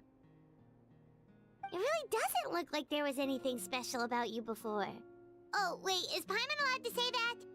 A little late for that question, don't you think? Sorry! Paimon's so sorry! Paimon's mouth works faster than her brain sometimes. It's all right. I'd never get upset over something like that. No matter what others may say, my past is a precious part of my identity. I'm forever proud of the life I used to lead. Becoming the Archon doesn't mean you sever ties with your family. The position just comes with a lot of responsibilities, so it impacts how often you get to see them.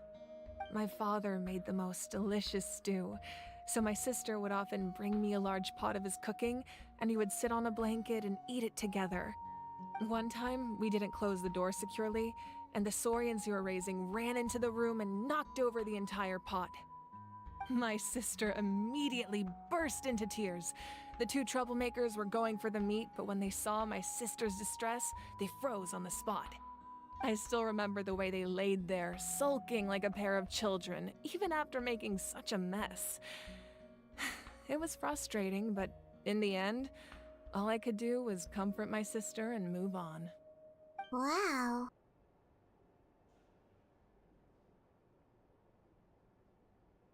Isn't that what being a family is all about? I think about that story a lot, actually. As the Archon, I made a vow to defend this nation, and experiences like that, they remind me exactly what I'm trying to protect. Well, what happened after that? This portrait looks pretty old. Your sister must be all grown up by now, right? I believe she ended up working as an architect and artist. She built many houses and crafted many beautiful works of art. Anyway, that's enough about me. Now that the powder is settled, we can begin. Ian-san, Mulani, Chaska, over here, please. Place the ancient name up there, and then we'll begin.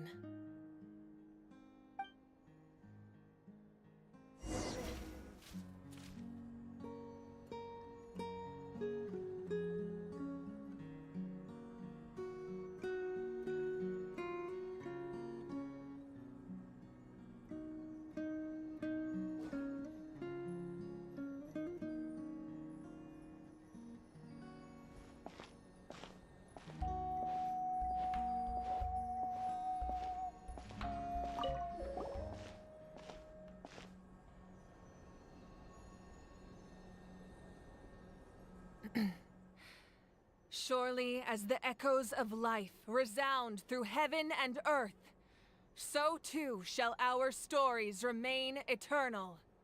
Ancient name, take us to your fated bearer. Allow her to answer our call.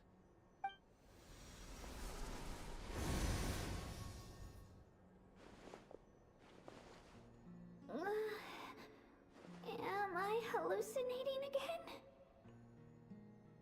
Kachina, are you okay? Huh?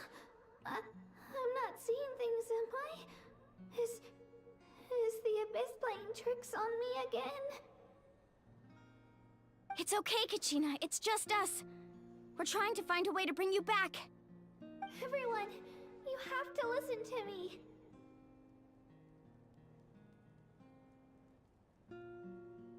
I've been investigating the Night Kingdom this entire time, and I figured out what's wrong. The Wyab is being affected by the Abyss. I was waiting for the Wyab to send me back, but then this really strong monster came in and it almost killed me.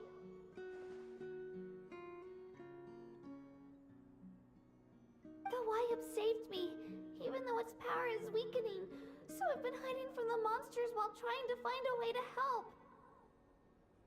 The Night Kingdom has become a huge mess, though. I keep hearing these awful sounds and seeing really horrible things. Don't listen to those sounds, Kachina. The Abyss is trying to strip you of your sanity. All you need to do is stay safe and wait for us. We'll be there shortly. It's okay. I feel so much better now that I've had the chance to talk to you guys. You don't need to worry about me. I've never been strong or special at all, really. So I don't blame anyone for forgetting about me or leaving me behind. Just knowing you care is more than enough. I'll find a way back. You don't have to put yourselves in danger to come rescue me. You're always like this, Kachina. Now's not the time to act tough. We're coming for you, and that's final. I don't know what lies the Abyss has been feeding you, but I'll tell you something right now.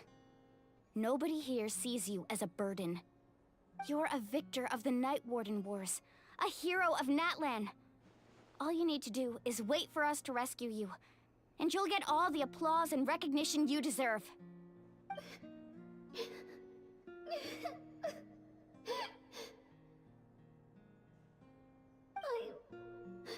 I'm really scared. Everything's so dark and creepy here. And I want to go home. Still, I don't want you to put yourselves in danger because of me. I don't want to hold anyone back ever again. All you need to do is place your trust in us, just like you always have. No one fights alone. We're not leaving you behind. Not ever. Yeah, We're so close, we can't call it quits now!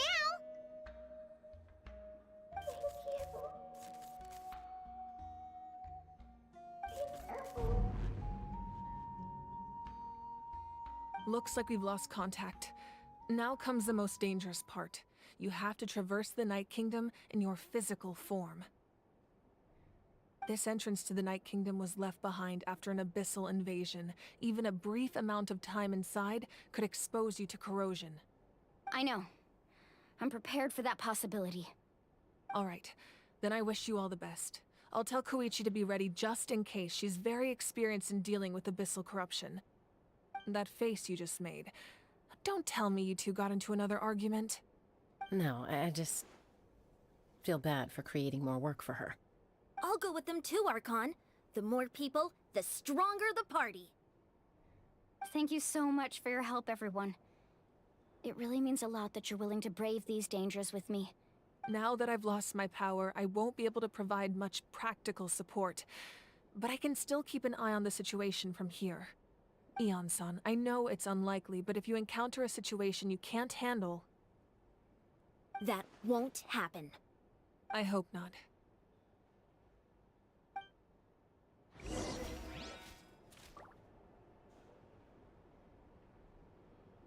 Be careful out there. I'll observe the situation from here.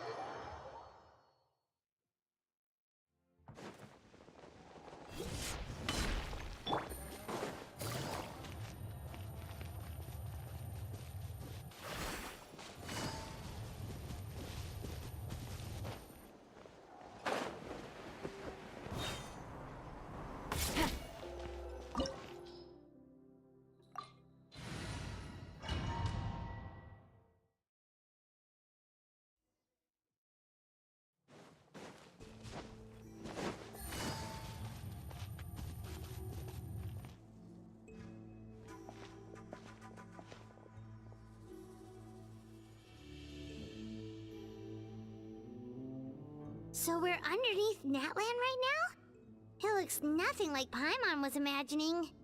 That's because in the distant past, Natlan was home to an incredibly advanced civilization ruled by dragons. Humans only established their own society after the fall of the dragons. So these are Saurian ruins? Wait, you mean like the elemental sovereigns? They had their own advanced civilization? Yes, a really long time ago. Very few records have survived until now, so no one really knows what the devices here are for.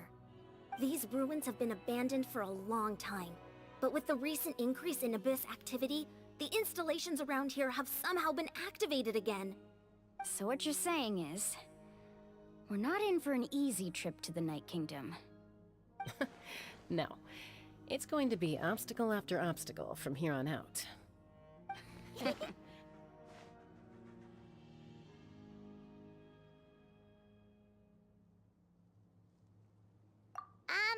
Why are you all laughing like that? It's creeping Paimon out. It's the pre-adventure excitement kicking in, right guys? Of course. I'm eager to get started. Then let's go. We won't let...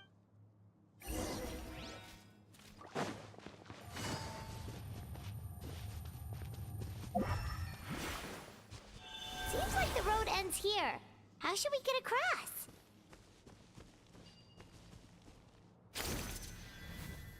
As a professional trainer, I think you could stand to build up your endurance, Paimon. Professional trainer? Paimon thought you were a warrior from the Collective of Planning. Well, that goes without saying. But I actually work as a sports coach. I provide professional guidance for many of Natlan's popular sports. And I don't just mean physical training. I design nutrition plans as well. Ah, so basically no sugar, no soft drinks, no grilled meat. Yeah, we'll be here all day if you list them out one by one. It's much faster to just focus on what's good for you. Such as... Those guys look familiar. We've fought them before. Let's go. Show no mercy.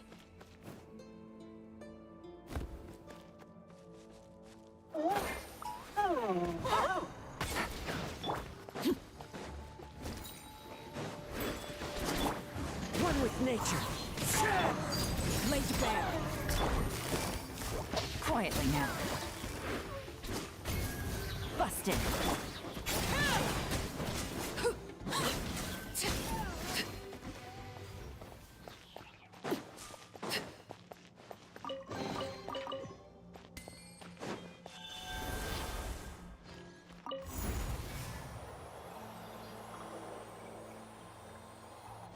Whoa, the place we need to go seems really high up.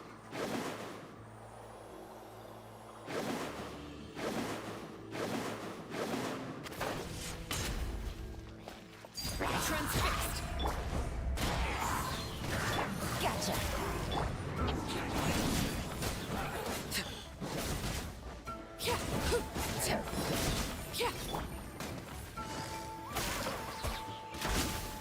Busted.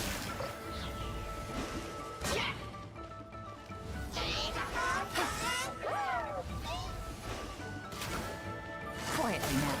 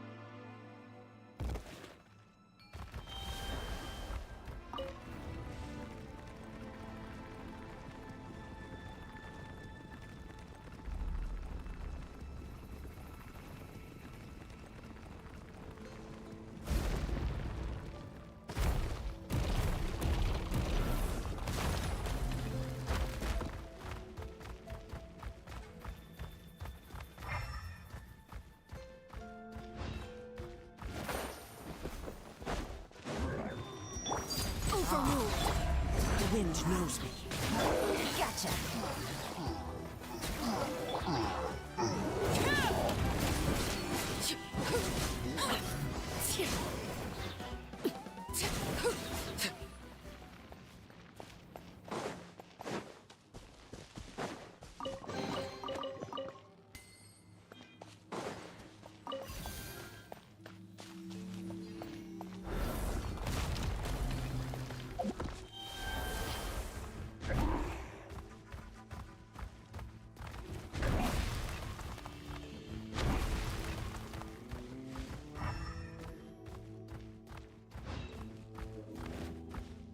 This is the final stretch. We just need to climb up, and we'll be there. Nothing to it. Easy for you to say.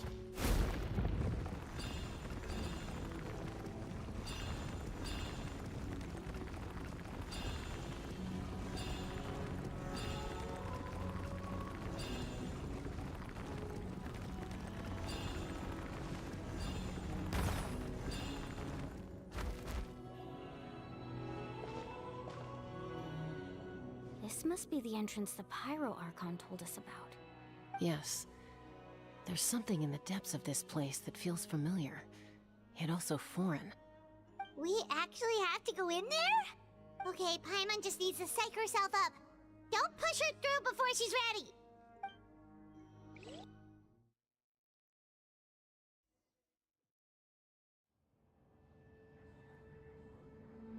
Hey! You don't have to drag Paimon! You're pulling too hard!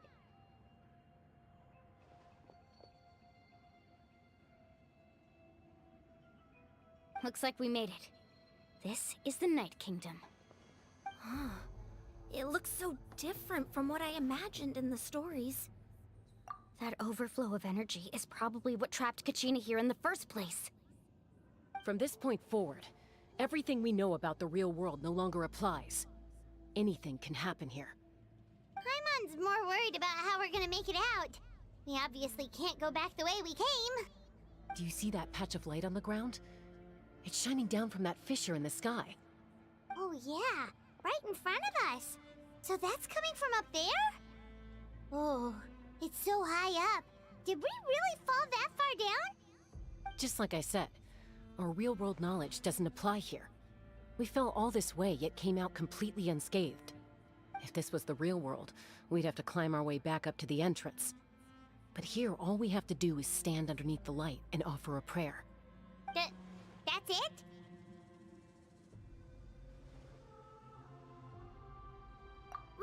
Right. We still got a job to do. So that means all we need to do is find Kachina and bring her to this location. Exactly.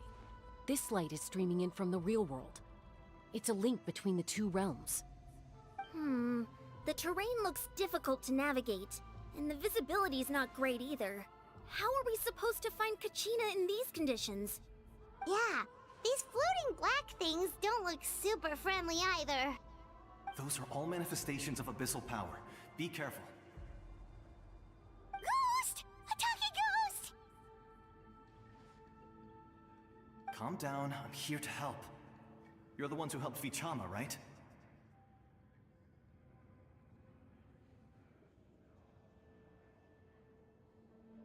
Yes, I'm Vichama's friend, Malco. I was completely lost to this realm until I sensed a mysterious power calling out to me. It's like it was seeking me out, attempting to reassemble the pieces of who I used to be. Of course, it could only do so much. I'm sorry I can only appear before you in this imperfect form. No, we should be the ones apologizing. If the Spirit Speaker's stone hadn't become corrupted by the Abyss, we could have done much more. But we had to destroy it. Otherwise, Vichama and his tribe would have been in danger. Of course. Thank you for protecting him. I never imagined that, even after all these years, he'd still take such a risk for me. Under the power of the stone, it felt like our souls were connected. Turns out even our regrets were exactly the same.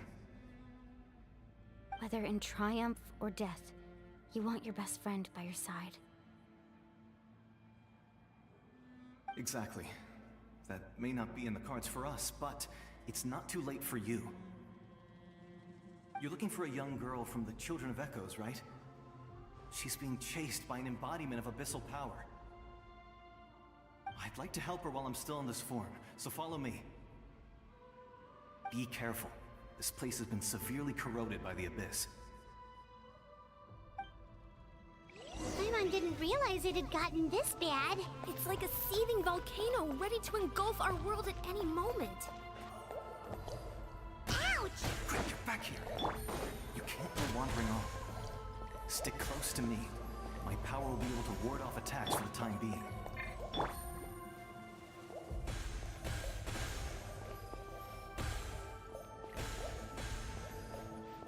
We won't be able to keep this up. Let's try another route. This way.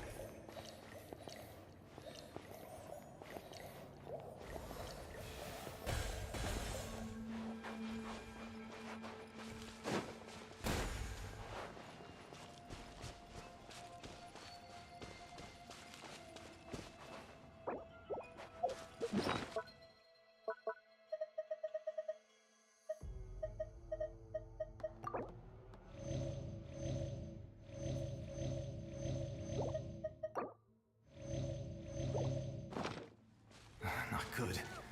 More monsters. We shouldn't waste our time on them. Busted. Gotcha.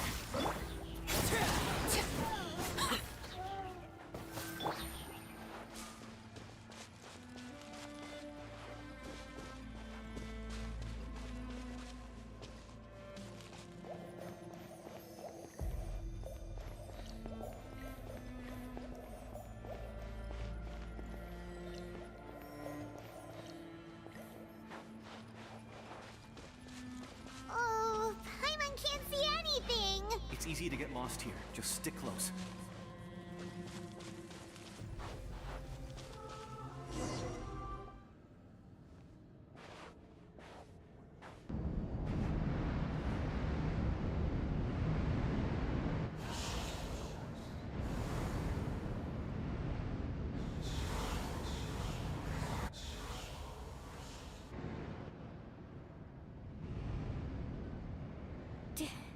Did you hear that? What? Never mind. It was probably just my imagination. Don't scare Paimon like that! I heard it too. It was a voice from the abyss. What did it say? Doesn't matter. It certainly doesn't harbor good intentions.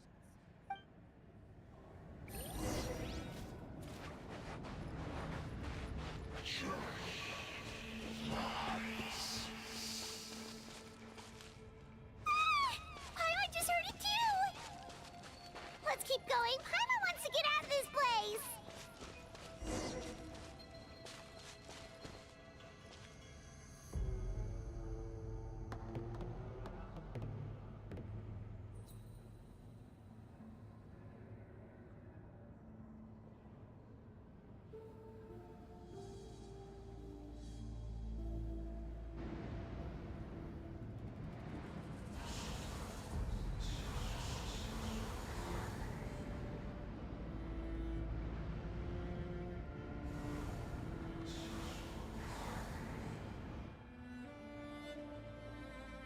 We're here, Kachina!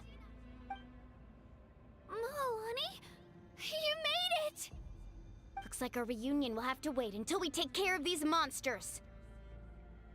Good idea. Let's go!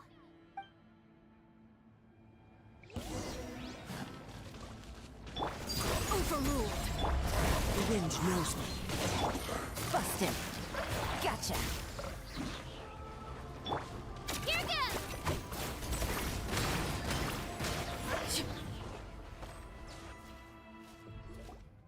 You're here. You're finally here. Thank you so much. That monster can appear from anywhere. It almost caught me a bunch of times. The Wyap's power helped keep me hidden, so I just tried to stay out of sight until you got here. Had a girl. You did so well. And most importantly, you weren't hurt. Should we start heading back then? Actually, I have a request. Will you come visit the Wyap with me? I can't exactly put it into words, but something's wrong with the Ode of Resurrection. And I know it has something to do with the contamination from the Abyss. That was the Pyro Archon's theory as well. Everything we've seen here certainly seems to back it up. In the Night Kingdom, there are 6 main totem poles representing the Wyap of each tribe. You can think of them like the body of each Wyap. Additional totem poles, like the ones around here, serve as proxies to which the Wyap can extend their consciousness. There are countless proxies scattered around the Night Kingdom. Through them, the Wyap can extend their consciousness over the entire realm and track down souls no matter where they roam. But if a proxy were to become severely contaminated, then a soul could become lost within the Night Kingdom. Judging by the current situation, I don't think we're dealing with just one contaminated proxy. Even if we could drive back the abyssal power from one of them, that probably wouldn't even put a dent in the problem. Still, we can't just leave the Wyap to suffer. It's protected me this whole time.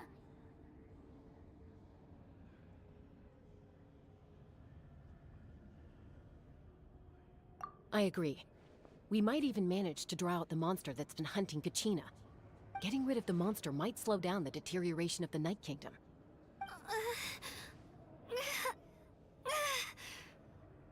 Kachina? What's wrong? Nothing. Just a headache. And that voice again, telling me to abandon the Wyap and leave this place. Maybe we really should leave. Kachina's already been here for too long. No, I'm fine. I don't plan on listening to that nonsense. I can hold on.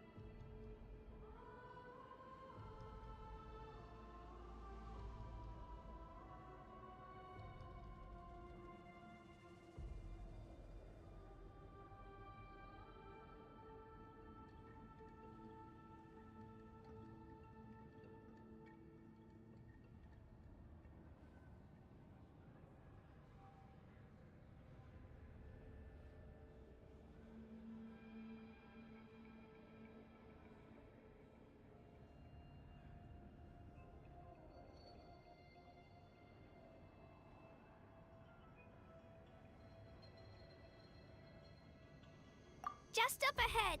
I'll lead the way. Besides, I can still fight, so please, help me out a little longer.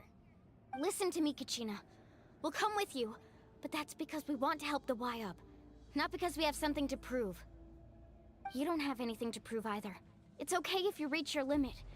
We'll be there for you. All right. The sooner we get this done, the better. We've already come all this way, so we might as well try to get to the bottom of this. Let's go. This way. I'll stay here and try to stall the Abyss monster. All by yourself? That's too dangerous! It's all right. I may not be as strong as that monster, but I'm definitely more familiar with the area. Besides, I don't have much time left. If you're anything like my friend, I'm sure you're not particularly fond of goodbyes. So go. Achieve your goal, and return to the world where you belong. Thank you for everything. You're a true hero. Thank you. No one fights alone.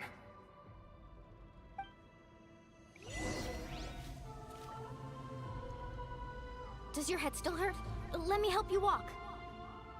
I'm fine. You should know I'm made of stronger stuff than that.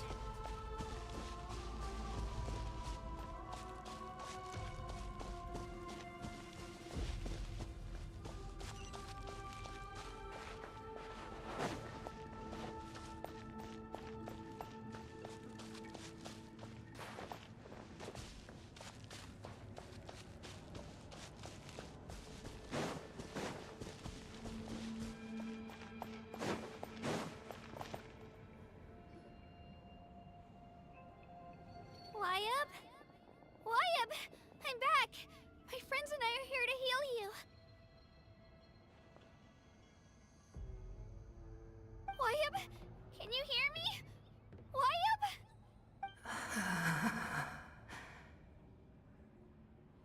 So we were right. The contamination is already too severe. It's preventing the Y-Up from answering our calls. All right, get ready, everyone. Time to purge the abyssal energy from this place.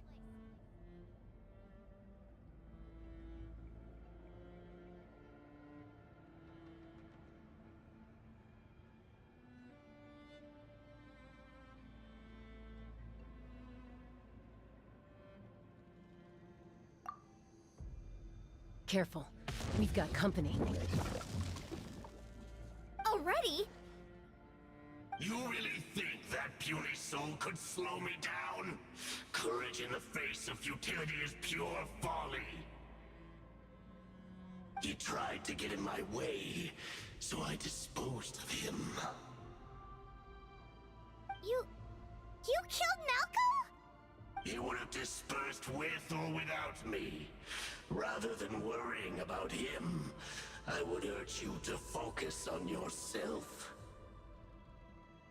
You may have defeated others of my kind in the past, but underestimate me now, and it will be to your peril.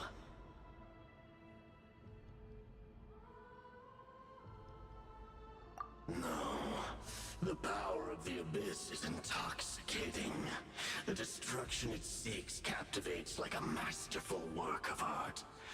I strive only for the opportunity to see it up close. I thought this naive little girl was an exception, but it turns out humanity is full of lambs willing to offer themselves up to the slaughter. That is the tragedy of your short lives. You understand nothing of all-encompassing power. Ancient names, pride, friendship, all empty ideas invented to give you a false sense of self-worth. They possess no power at all. The Pyro Archon created those grandiose ideals out of pure selfishness. Anything to avoid sharing power. Anything to avoid handing over the primordial gift to ordinary people like you. Don't believe me? Then ask yourself, Why is the Pyro Archon strong beyond measure, while you, Kachina, remain so pathetically weak?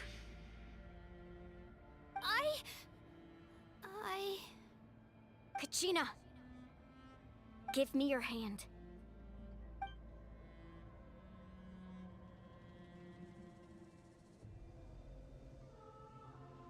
Feel that? I'm right here next to you. Thanks, Moalani. You're right. I have nothing to fear. Because I'm not alone anymore. You're right. Maybe comforting ideals don't have any power. But you also couldn't be more wrong. You've never had to work for your own strength, so you will never understand the true source of our power. What? The courage we have to stand before you and not back down? It comes from our friendship. The power lies not in the ideal itself, but in our commitment to upholding that ideal, and in our decision to stand together and fight! Well said! Let's go, Kachina. It shouldn't take more than 2 of us to handle an enemy like this. Sorry in advance, but you deserve what's coming to you! There aren't many in Natlan who can beat us when we're together. It's time he got a taste of that kind of power. From the ashes to this world anew. Hear the infernos! Shabam! Clear the area! Woohoo!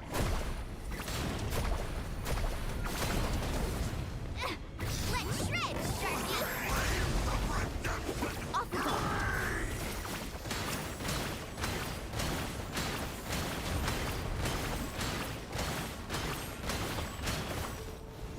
Here goes! Carving waves! Surf's up! Amazing!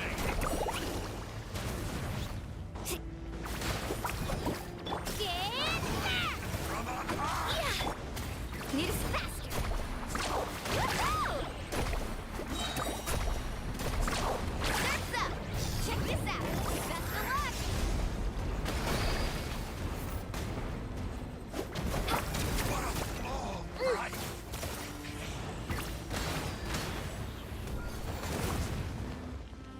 Woohoo!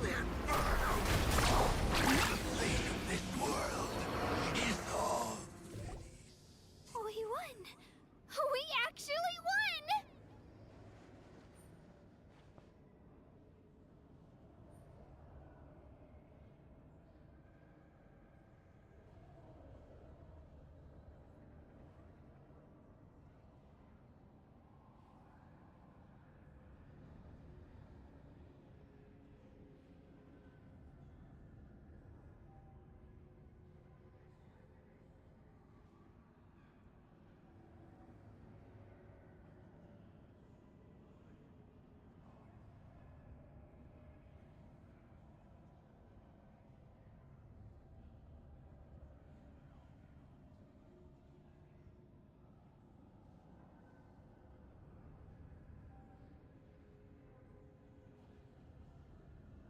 That's what he gets for underestimating you two. Fantastic work, Kachina! Absolutely fantastic! This makes me so unbelievably happy. I'm happy too, Moalani. Together we really are unstoppable.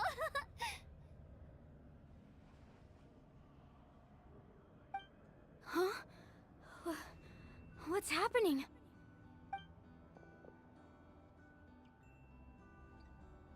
My ancient name is glowing?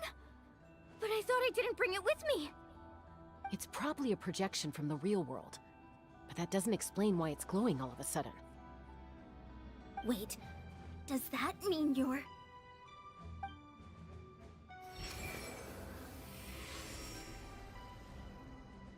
That was a bold move, diving headfirst into the fire to save your friend, especially in a place so overrun with abyssal corruption. Still, seeing you pull it off was really something. Everything you said was exactly right. As isolated individuals, we stand no chance against the power of the Abyss. It took years' worth of scars and lots of unnecessary suffering for me to understand that for myself. The Pyro Archon's plan will unite us as one.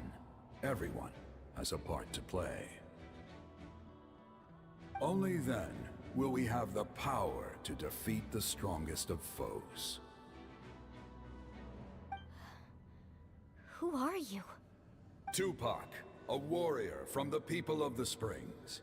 I fought against the Abyss during the invasion 500 years ago. I've heard that name before. You were the giant who saved all of Natlan.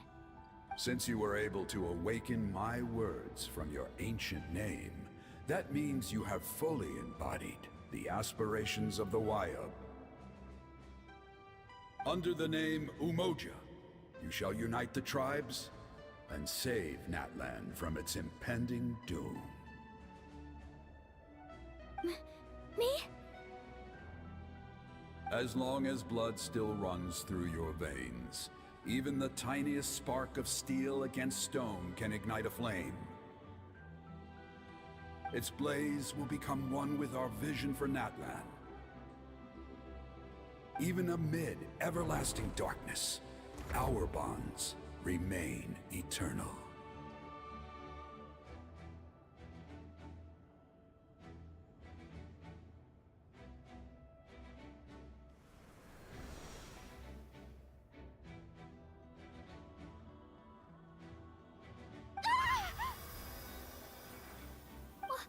What's wrong, Moalani? Ah, so many memories. My brain was just flooded with everything he once knew. So that's what happened. What do you mean? Did you just figure something out? 500 years ago, they foresaw the very crisis we're facing now. Efforts to save Natlan started all the way back then. We can go over the details once we get back. We shouldn't linger here longer than we have to.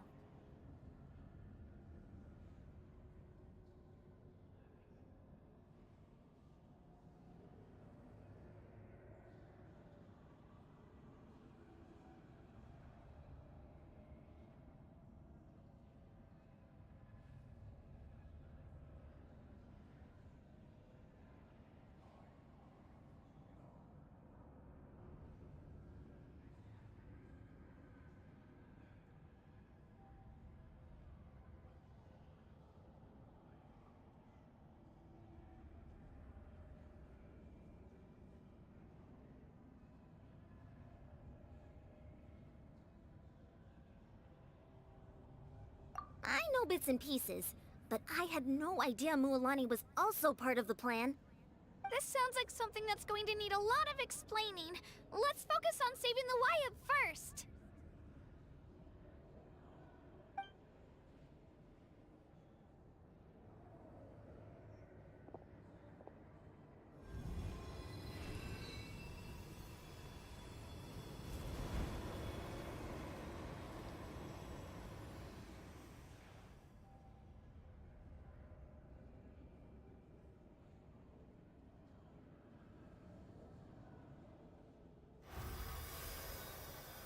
Okay, that should be enough.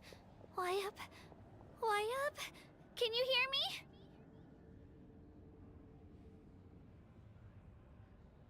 I hear your voice, Kachina, my dear child.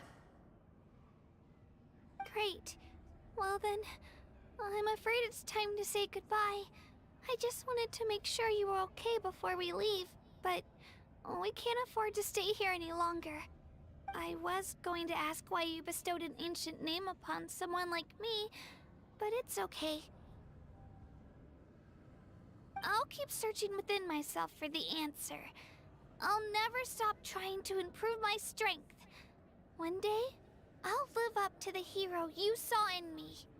You are already an outstanding child in my eyes, Kachina. No matter what happens.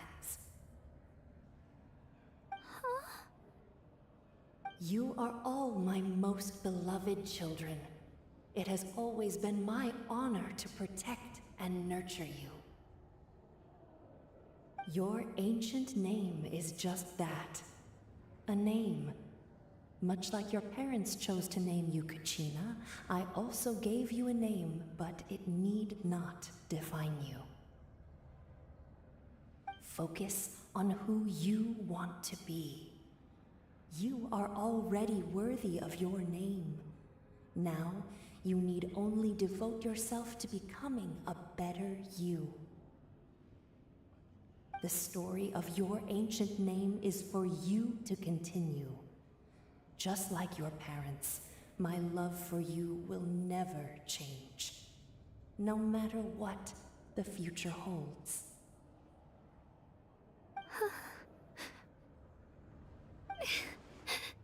Thank you, Wyatt.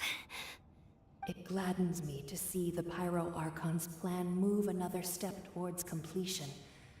But it is time for you to leave this place. The situation here is getting worse. Go now, my children. Save Natlan on behalf of all you hold dear. I know we've never met before, Wyatt, but I just wanted to say thank you for encouraging Kachina. It was exactly what she needed to hear. Whoa! What's going on? An earthquake? We're out of time.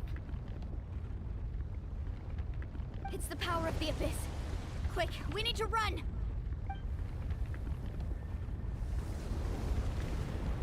It's a Sealy! The Sealy opened the way for us!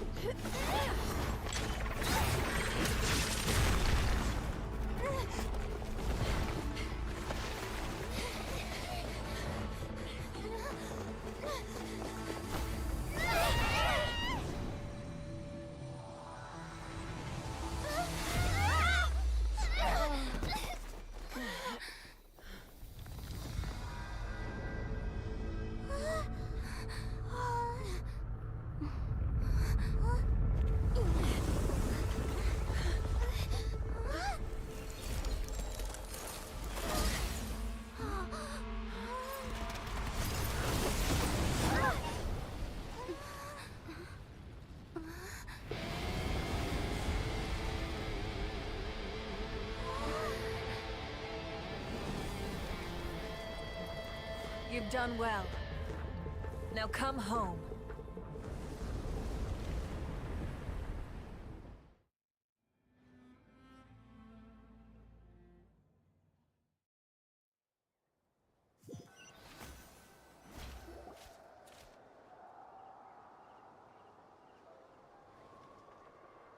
We're back!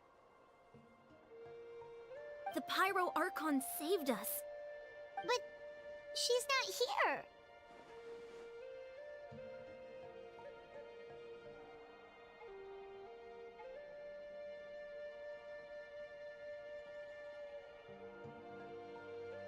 Yeah, didn't she say she used it all up?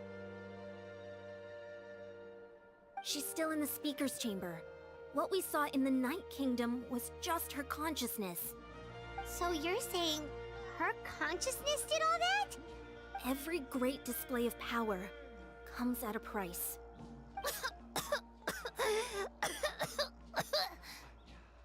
You must feel terrible, Kachina. Just hold on. We'll get you to a doctor soon. Let's get back to the stadium. The Pyro Archon said she'd have a doctor waiting for us. I recommend getting a full checkup, just to make sure no damage gets left behind.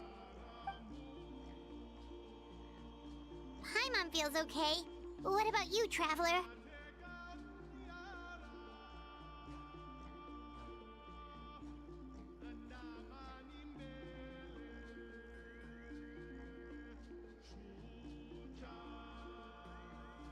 Right. You always seem to do pretty well against the Abyss. Let's get going. We need to share what we learned in the Night Kingdom as well.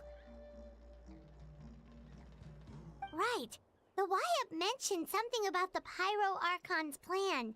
What is it exactly? I'll let her explain everything. We're all a part of the plan now. Every move we make from here on out will decide Natlan's ultimate fate.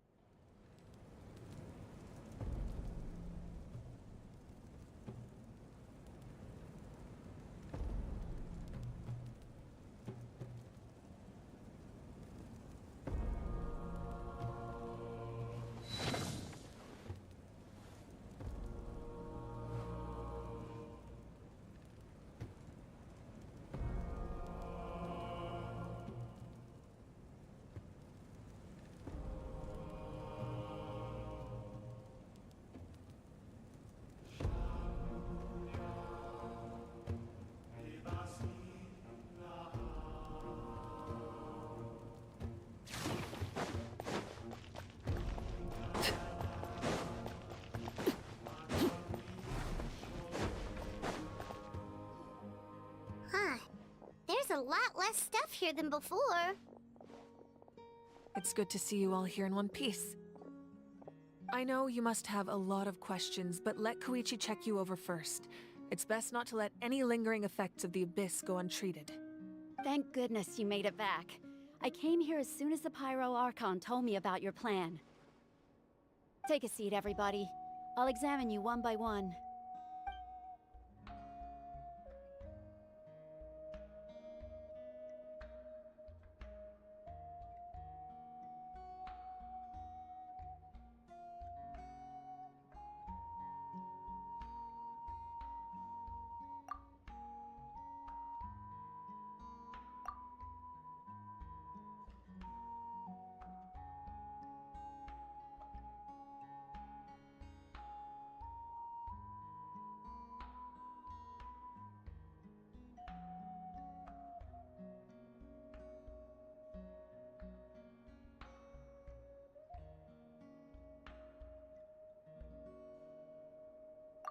All right, that should do it for now.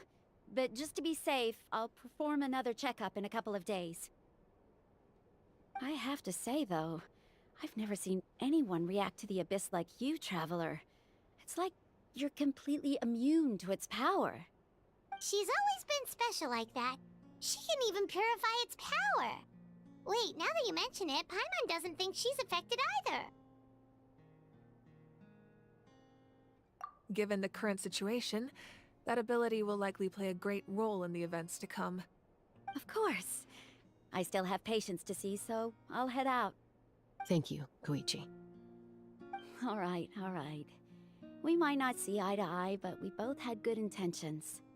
Just give it time. I'm sure we'll figure things out between us one day. Yeah.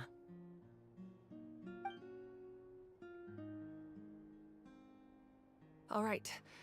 There's so much to discuss, I don't even know where to begin. You've seen it for yourselves now. The devastation in the Night Kingdom. I'll get straight to the point.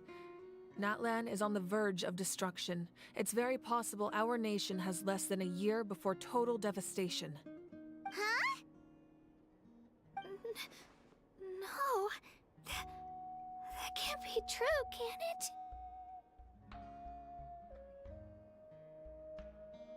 That's right. But I've only ever disclosed that fact to the handful of people working with me to save this nation.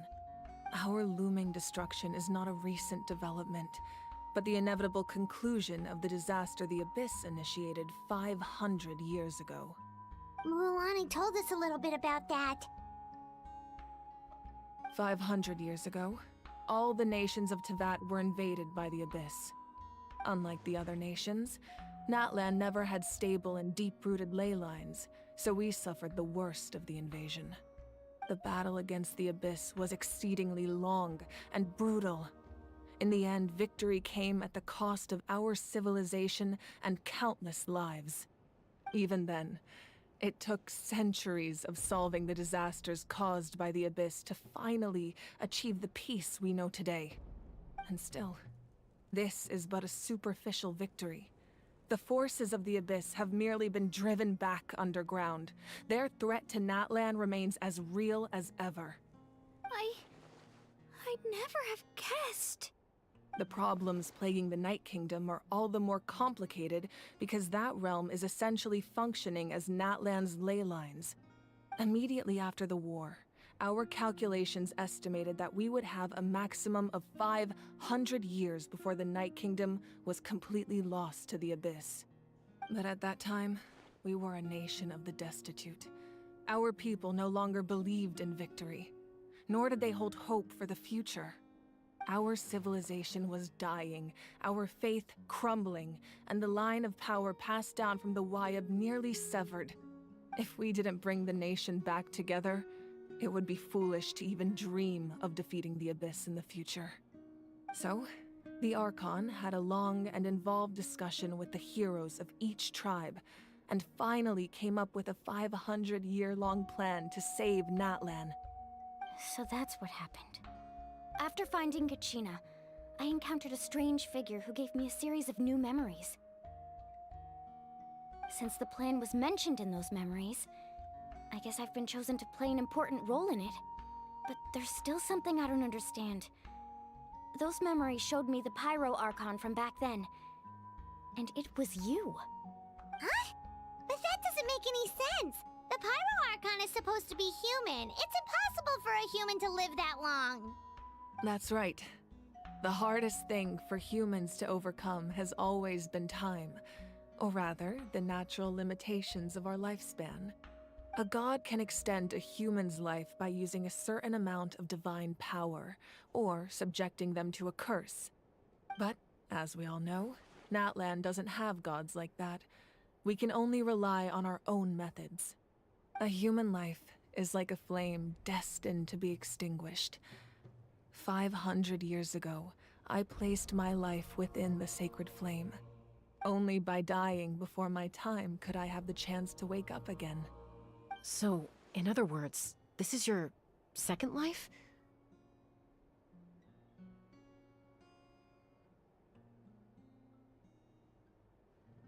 Yes.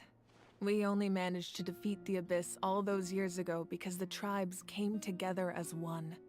If the Natlan of the future was to have a fighting chance, the Pyro Archons that came after the war had to rebuild the decimated tribes. The goal was to reunite the people and restore the strength of each tribe's Wayab. Once a tribe was back to its full strength, the tribe's Wayab would select a hero, indicating the tribe was once again ready for war. The Chosen would then stand by my side in defense of our nation, just like great heroes of old 500 years ago. So that means I'm one of the Chosen?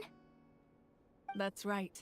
You bear the ancient name Umoja, the same one held by the hero from your tribe 500 years ago. It means unity. After your adventure in the Night Kingdom, I trust you've come to fully understand the meaning of that name. So in other words, you always knew who the Wyatt were going to pick from each tribe? Yes.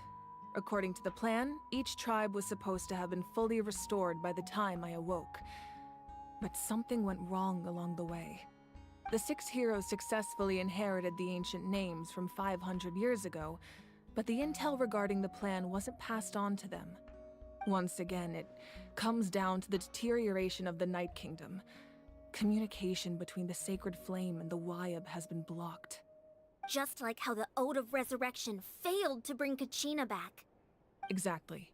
It's just another tactic the Abyss is using against us. The Abyss may not possess intelligence, but its methods certainly aren't easy to counter. If we want to unblock that information from being passed on, my presence alone isn't enough.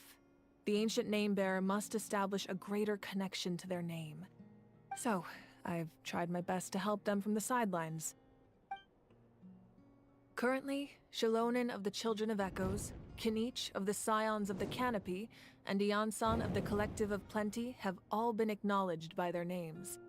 During your adventure, you too earned the acknowledgement of your Wyatt, Mualani. In the process, you gained the memories stored within your name. But we have less than a year! Yes, but we have no choice.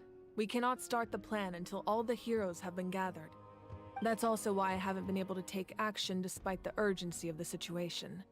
But if you knew this whole time, why didn't you just tell me about my role in all this? Wouldn't that make everything go a lot faster? Perhaps, but the opposite could also be true. Knowing your destiny too early could mean failing to realize your full potential. Just like your determination to save Kachina, I hope your commitment to this endeavor comes from your own strength of will, rather than a sense of obligation. So I suppose you're not going to tell us who the final 2 heroes are then? That's right. Their time is yet to come. Putting pressure on them beforehand will only hinder their development. I can only trust in the judgment of the Wyatt. I have never believed I could solve this crisis alone. In fact, it was precisely because I chose to trust and rely on others that we managed to get this far. Natlan's salvation lies not in its Archon or any singular individual, but in us all.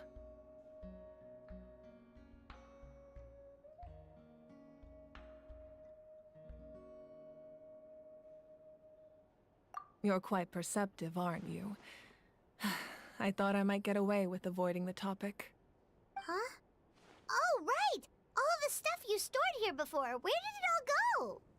Even though I sacrificed my power, I still needed a contingency plan to ensure you would make it back from the Night Kingdom.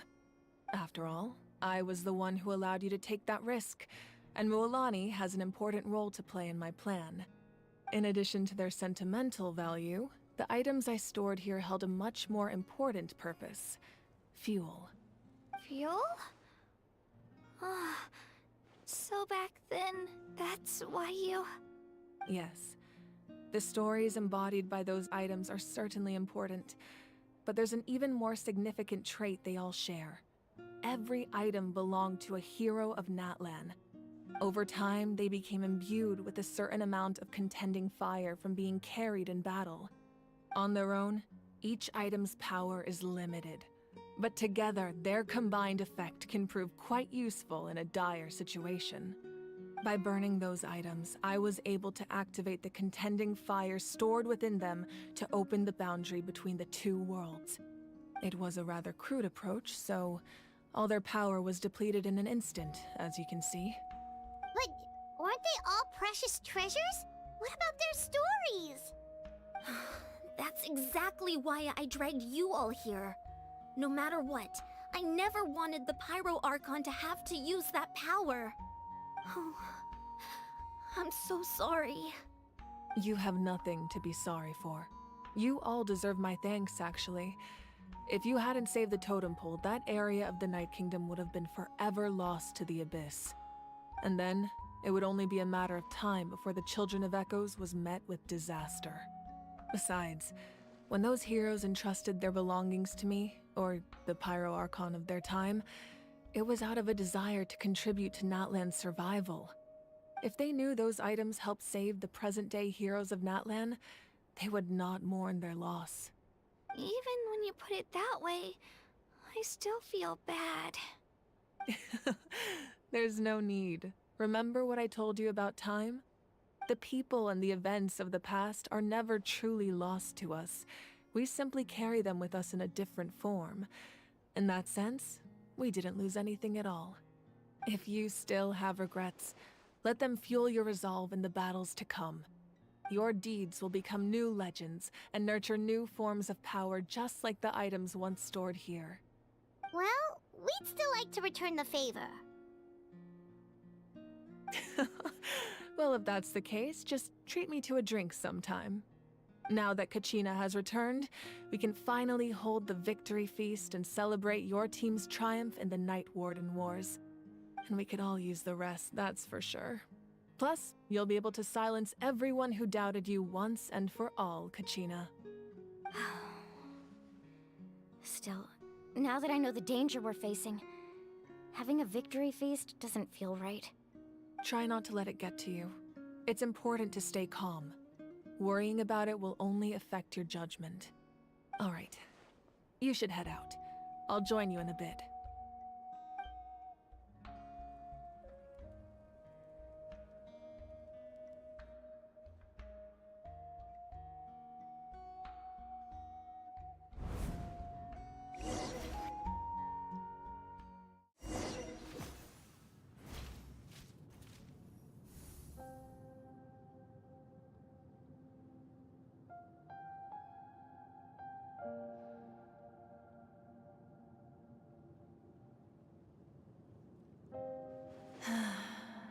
When I was young, I used to sit by the hot springs and listen to the stories of warriors from all over Natlan. They attract people from all walks of life. Friends come easy here, no matter what tribe you're from.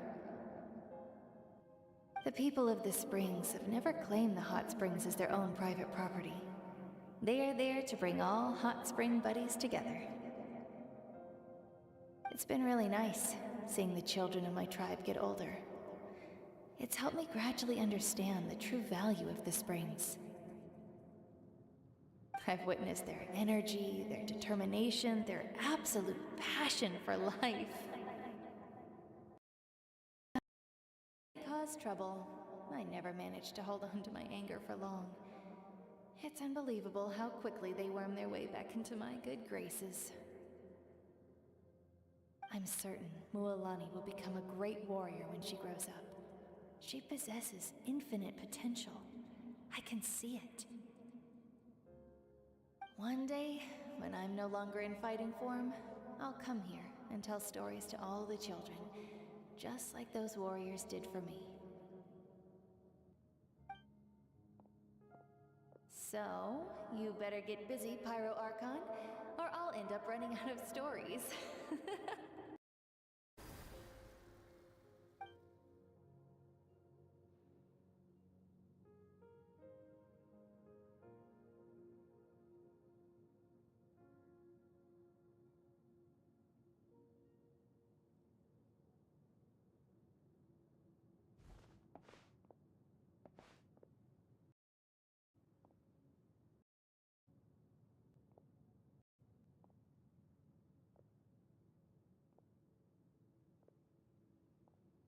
Our nation is engulfed in darkness. Our tribes stand divided. Yet you promise in the distant future. The Abyss is a cunning enemy, one that I faced in battle many times. Were that not the case, I would never understand exercising this degree of caution. My rage will never know absolution, and my power will no longer aid you in victory. But you came to me because you knew you could convince me with just a single sentence. I understand your choice. The heroes of today will forge the path ahead with blood and fire. Just remember to earn us the victory we are owed. Otherwise, rest assured, I'll find a way to collect the debt. For Natlan.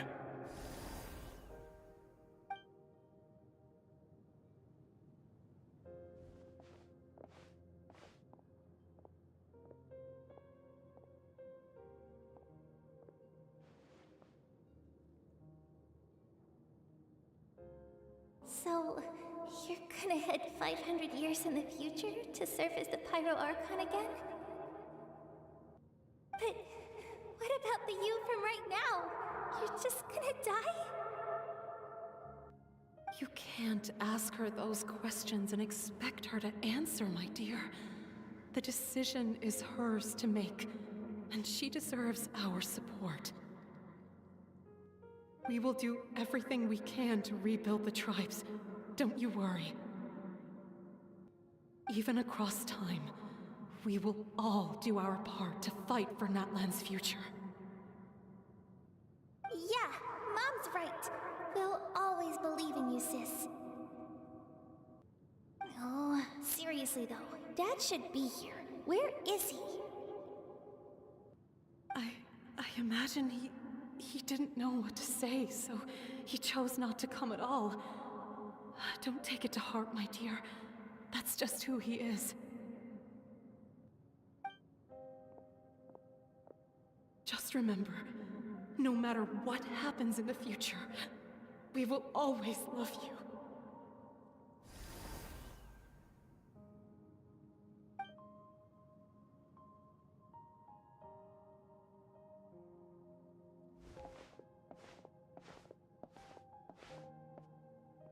I'll come find you one day. I know I can't live that long, but I'll think of something. There has to be a way for us to meet again one day. If there's an answer out there somewhere, I'm gonna find it. So, don't forget about me.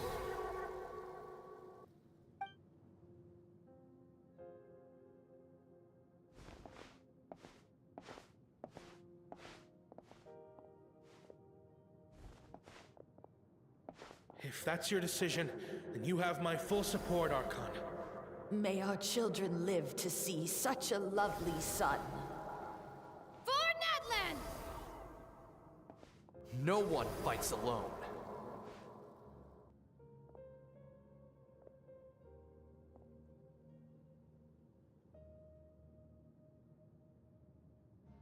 The rules are my legacy. They shall grant us the strength to overcome the next tragedy. War forged the 6 tribes, taught us how to fight, instilled in us what it means to love. Who will be the one to bring this to an end?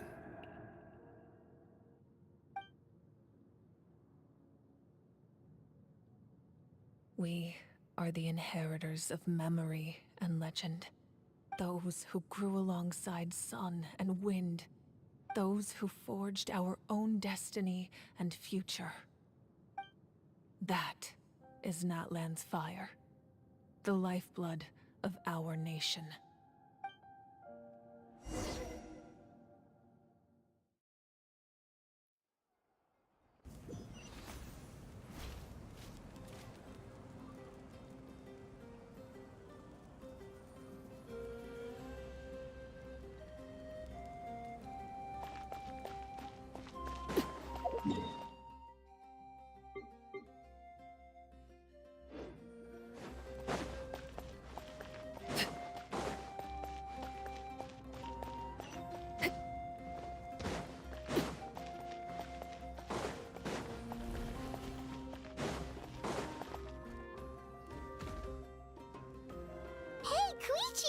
You here for the victory feast too?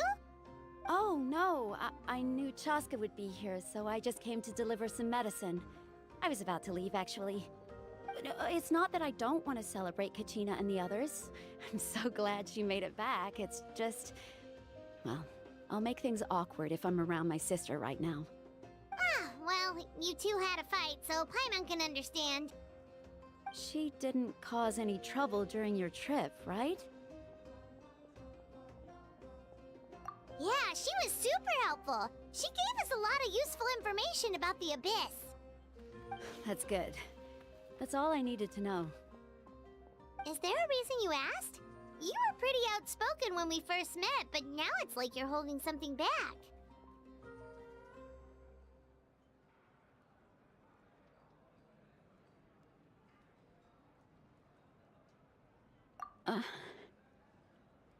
Maybe it seemed unreasonable, picking that fight with her before you left, but I did it for a reason.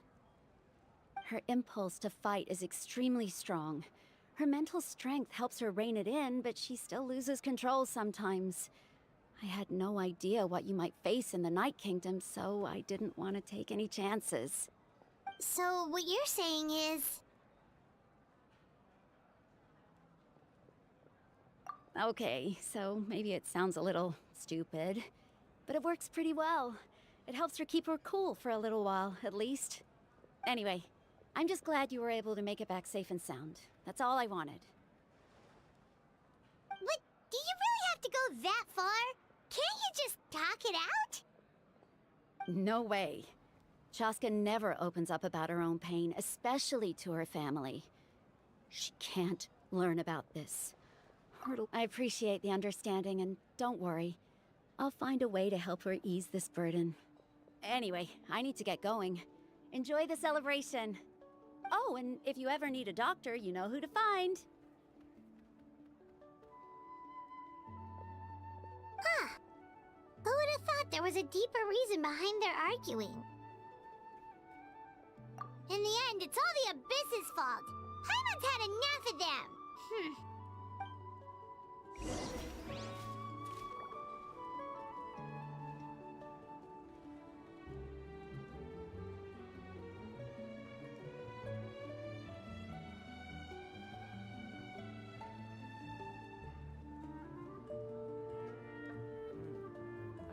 Choose carefully. Don't worry, I always win anyway. Give up. What do you need? What do you need?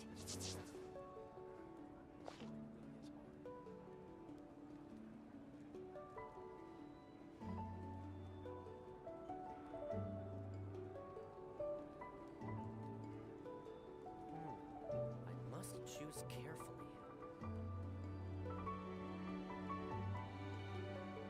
What could the children be up to? Never mind. Let them do as they please.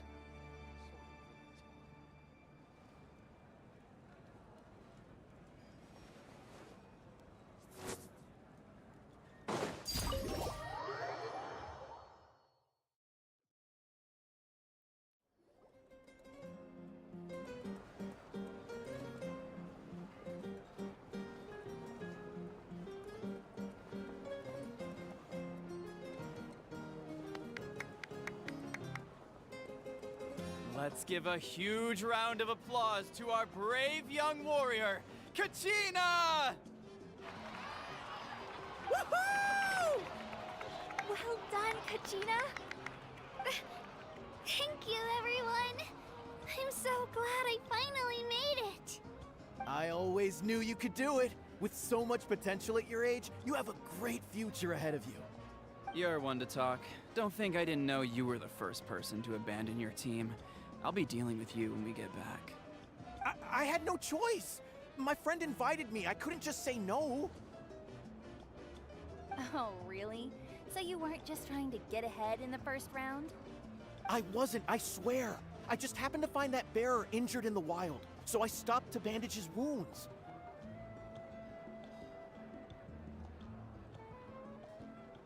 When he insisted on repaying the favor, what was I supposed to do? I'm just one person. I figured Kachina would have no trouble replacing me. But the fact of the matter is that after your departure, everyone else started thinking about swapping teams too. I'm really sorry, Kachina. It was wrong of us to abandon you like that. It's amazing that you still made it all the way through to the Night Warden Wars. That's the highest honor. So, what about you guys? Did you make it far? Our team captain drank too much the night before the competition and turned up late to the stadium on the day. We got disqualified.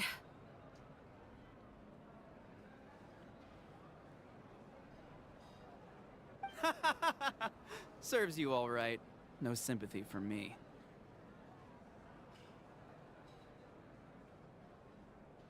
Alright. There's no need to be like that, Uncle Pakal. Dear friends, I'd like to say a few words. Firstly, I'm grateful to my friends and our great Archon for helping to bring me back. This traveler and her companion Paimon are some of the strongest people I've ever met. If they were allowed to participate in the pilgrimage, I have no doubt that they'd win the whole thing. They've agreed to let me learn from them. With their help, I believe I can become even stronger still. And let's not forget my good friends, Moalani, Chaska, Kanich, and Dayan-san. They all helped the Traveler and Paimon figure out a way to bring me back from the Night Kingdom.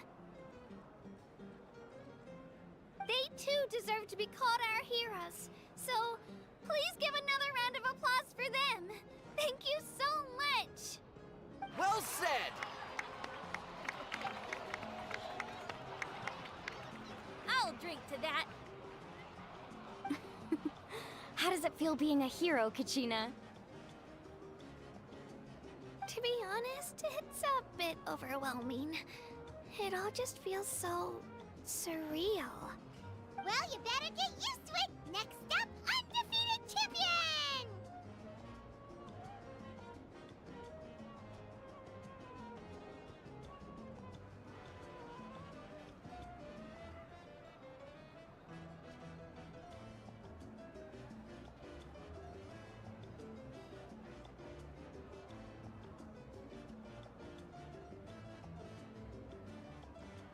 Hey, please don't make fun of me.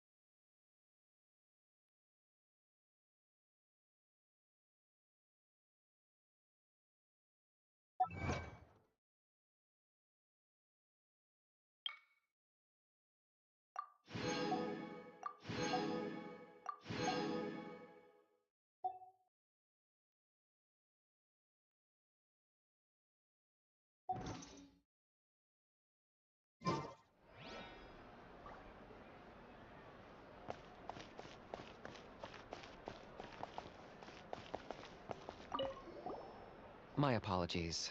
I knew more than I let on. Everything comes at a price, and most heroes aren't people who set out to become a hero.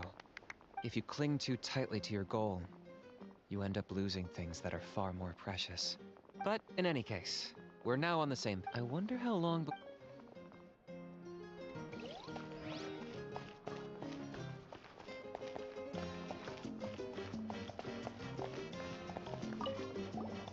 I've been through. Are you still feeling? Nope, all better. I bet you.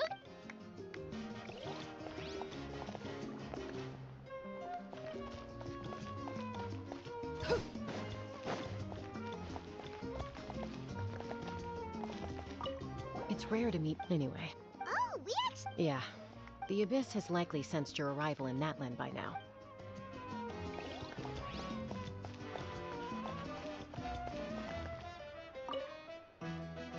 Ah, you're here. Have some fruit juice. I got it specially for you two. How did you know? That's Paimon's favorite! You look like you've still got questions. Ask away.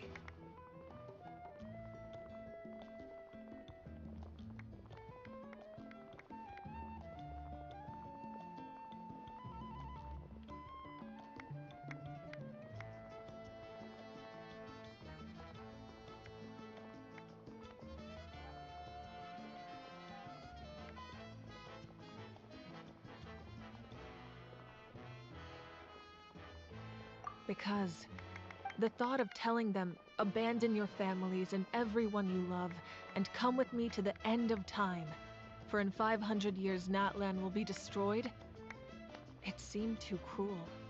You could just as easily point out that everything in this world would come to an end eventually. But life is short, and beyond a point, it just seemed real. Imagine if I said, let's leave right now, and go save the sun because it'll flame out in a few million years. I couldn't make them shoulder that burden with me. Besides, every generation will have its heroes, this one included. The plan could still work without them. Or, of course, without me. But since I was the one who came up with the plan, I felt duty-bound to see it through to the end. Paimon's suddenly remembering that portrait in your room. Was that your family from back then? Yes, it was. So when you asked me who my sister grew up to be, the truth is that very little information survives. From what I've been able to piece together, I can conclude with a reasonable degree of confidence that she ended up as an architect and artist. She played an instrumental role in rebuilding the scions of the Canopy tribe, designing and building many houses. But of course, none of her buildings are around anymore. Still, it was an impressive achievement, and I'm very proud of her. You feel loss keenly. It seems to stir up feelings of regret in you. But this is something I have long since come to terms with. This is a war, and there can be no war without loss. I am already far more fortunate than those who lost their lives to the Abyss. The people of Natlan look to me as their Archon, and the weight of their expectations is mine to bear. I must see our fate through to the very end, no matter what I may find there.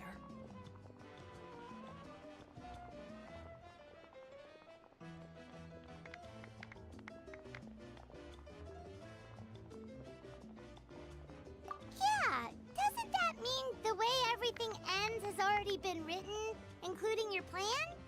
I suppose, but so what? Don't forget, time takes many forms.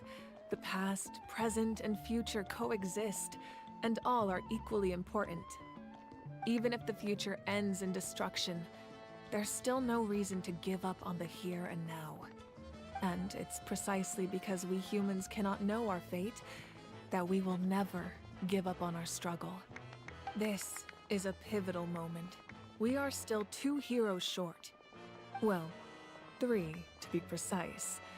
There's one further hero who I'm hoping to get on my side, whatever it takes.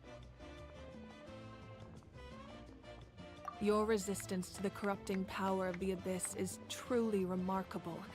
It would easily make you an all-important figure in the upcoming battle. If you agree to join us, you will not only gain my full support in your journey, but I will also forge a brand new ancient name for you. Ancient names can be forged? They can. Several strict conditions must be met, but if they couldn't be forged at all, then the number of them in circulation would have long dwindled to 0. Possessing an ancient name would mean that your adventures in Natlan are recorded in full. Your stories would be remembered by our people for all the years to come. The Ode of Resurrection may have temporarily lost its power, but still, take this as my personal guarantee that I shall never let you fall. Just like in the Night Kingdom, I will be there for you. That is a promise I will fulfill at all costs. This nation always honors its heroes.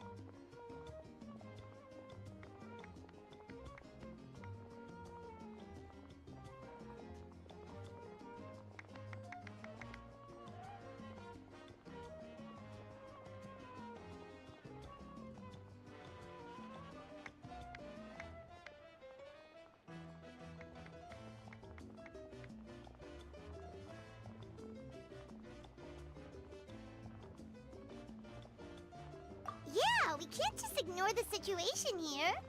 Wonderful. Then I'll reach out to Shilonen right away. She's the one who will forge the name. We've never forged an ancient name for an Outlander before, but I trust she'll find a way.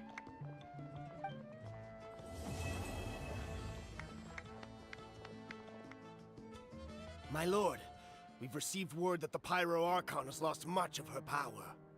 Although your injury complicates things, this is most certainly the opportune time to seize the Gnosis. Victory and defeat are rules, not outcomes. I have never taken advantage of an opponent in a time of weakness, and I don't intend to start now. As for you, I must confess, I did not expect that little trick of yours to save the day.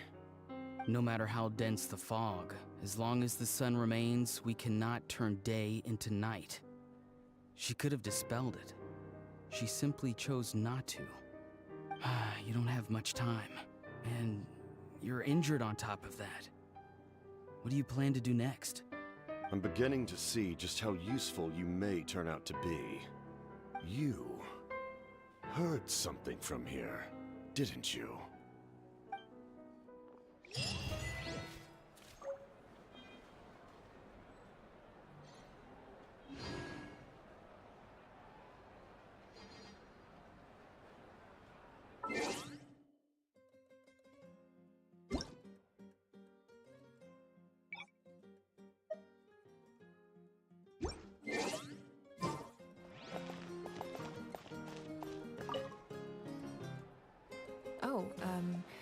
Something else you'd like to ask? Well, our intel suggests he hasn't made any new movements yet. Although Kenichi's investigation helped us confirm that he's being aided by someone from the Masters of the Nightwind. I'm getting closer to narrowing down who that may be, but it's still unclear whether this person aided the captain out of willingness or coercion. If you learn anything about this during your adventures, please let me know. Something else you'd like to ask? The Abyss is the most formidable enemy in all of Teyvat. In the beginning, it took failure and tragedy to even begin to learn how to fight back. All of the methods you've seen in other nations were developed based on experience and insight passed down over generations. We know them to work, but few of us actually understand why. It's the same for the method we use here in Natlan. Ever since ancient times, elemental energy has been one of our most reliable weapons against the Abyss. As for the principles behind it, I'm afraid you might have to seek answers from someone older than the position of Pyro Archon itself. Something else you'd like to ask? That also comes down to the long-standing effects of the Abyss. Our people's survival is inextricably tied to the Wyab. But their power has its limits. They cannot offer our people the same degree of protection outside our borders. In fact, people who do decide to leave often suffer from memory loss and emotional issues. Everyone in Natlan understands this. That's why our people never leave without a good cause. Even if someone is left with no choice, the chief of their tribe must seek approval with the Wyab to grant them leave. And the Wyab have always been very strict about granting that approval, since extending protection beyond our borders means consuming power reserved for our fight against the Abyss. Still, there's no need to worry. The Wyab extend their protection to all within Natlan, including visitors from afar. Something else you'd like to ask?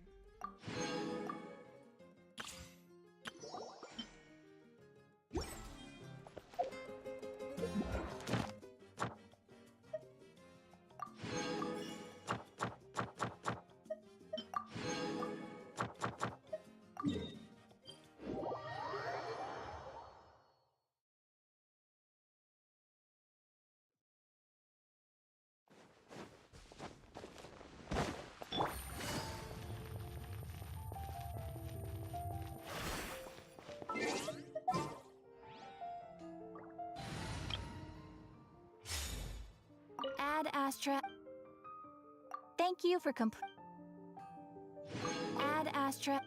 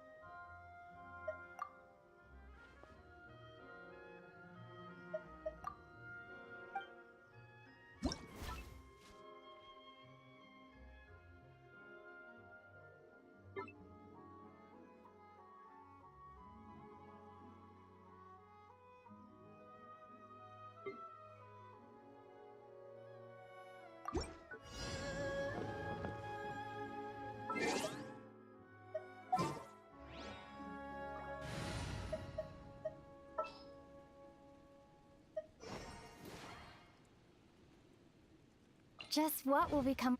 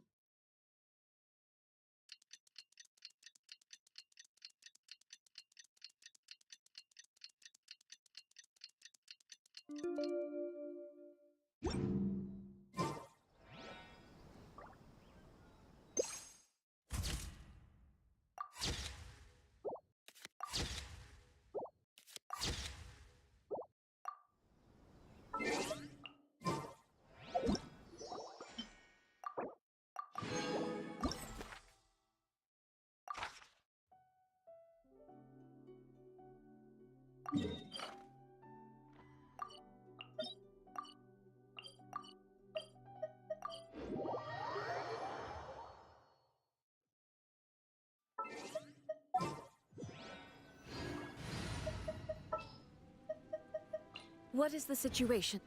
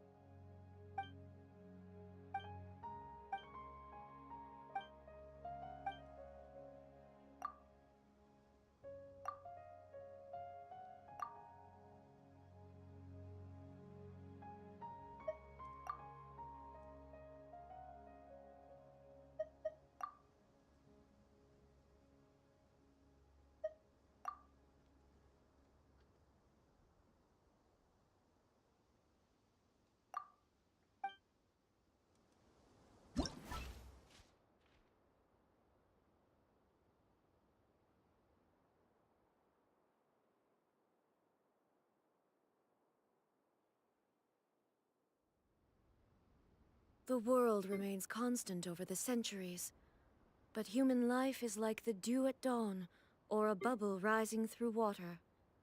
Transitory.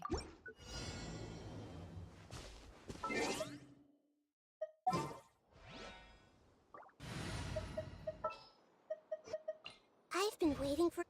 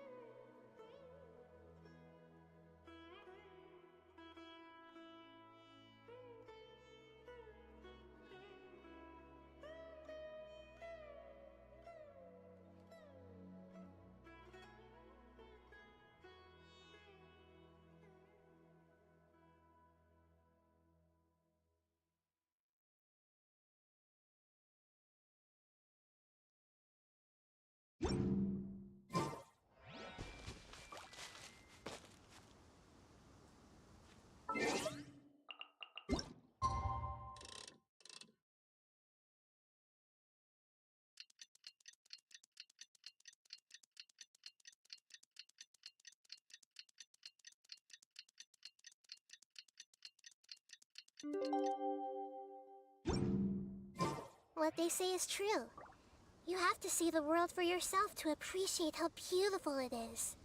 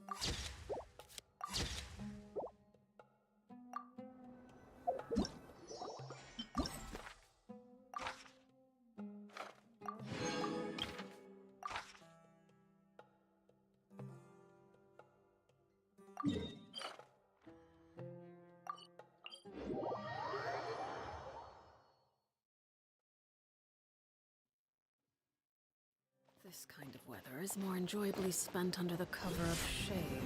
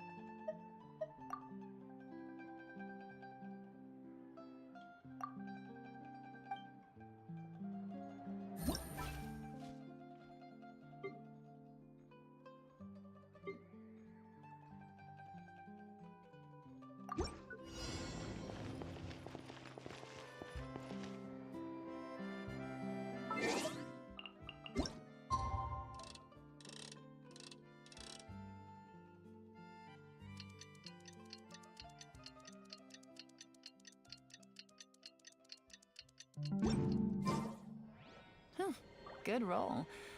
All right.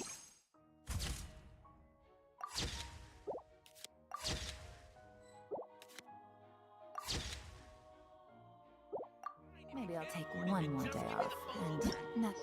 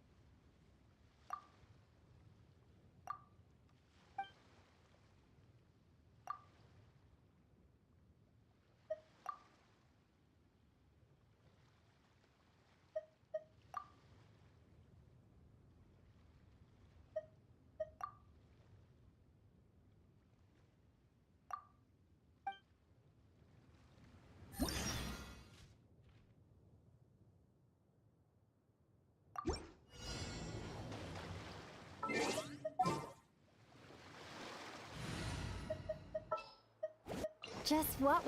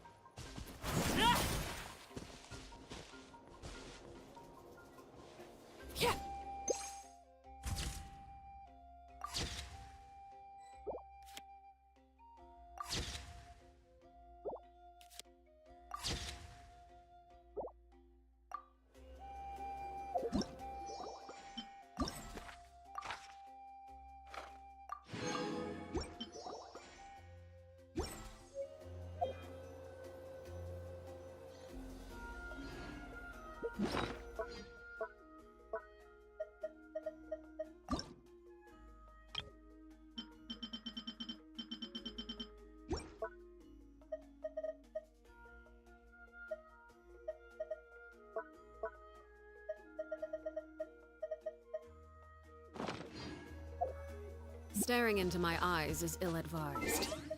I can't promise you'll like what you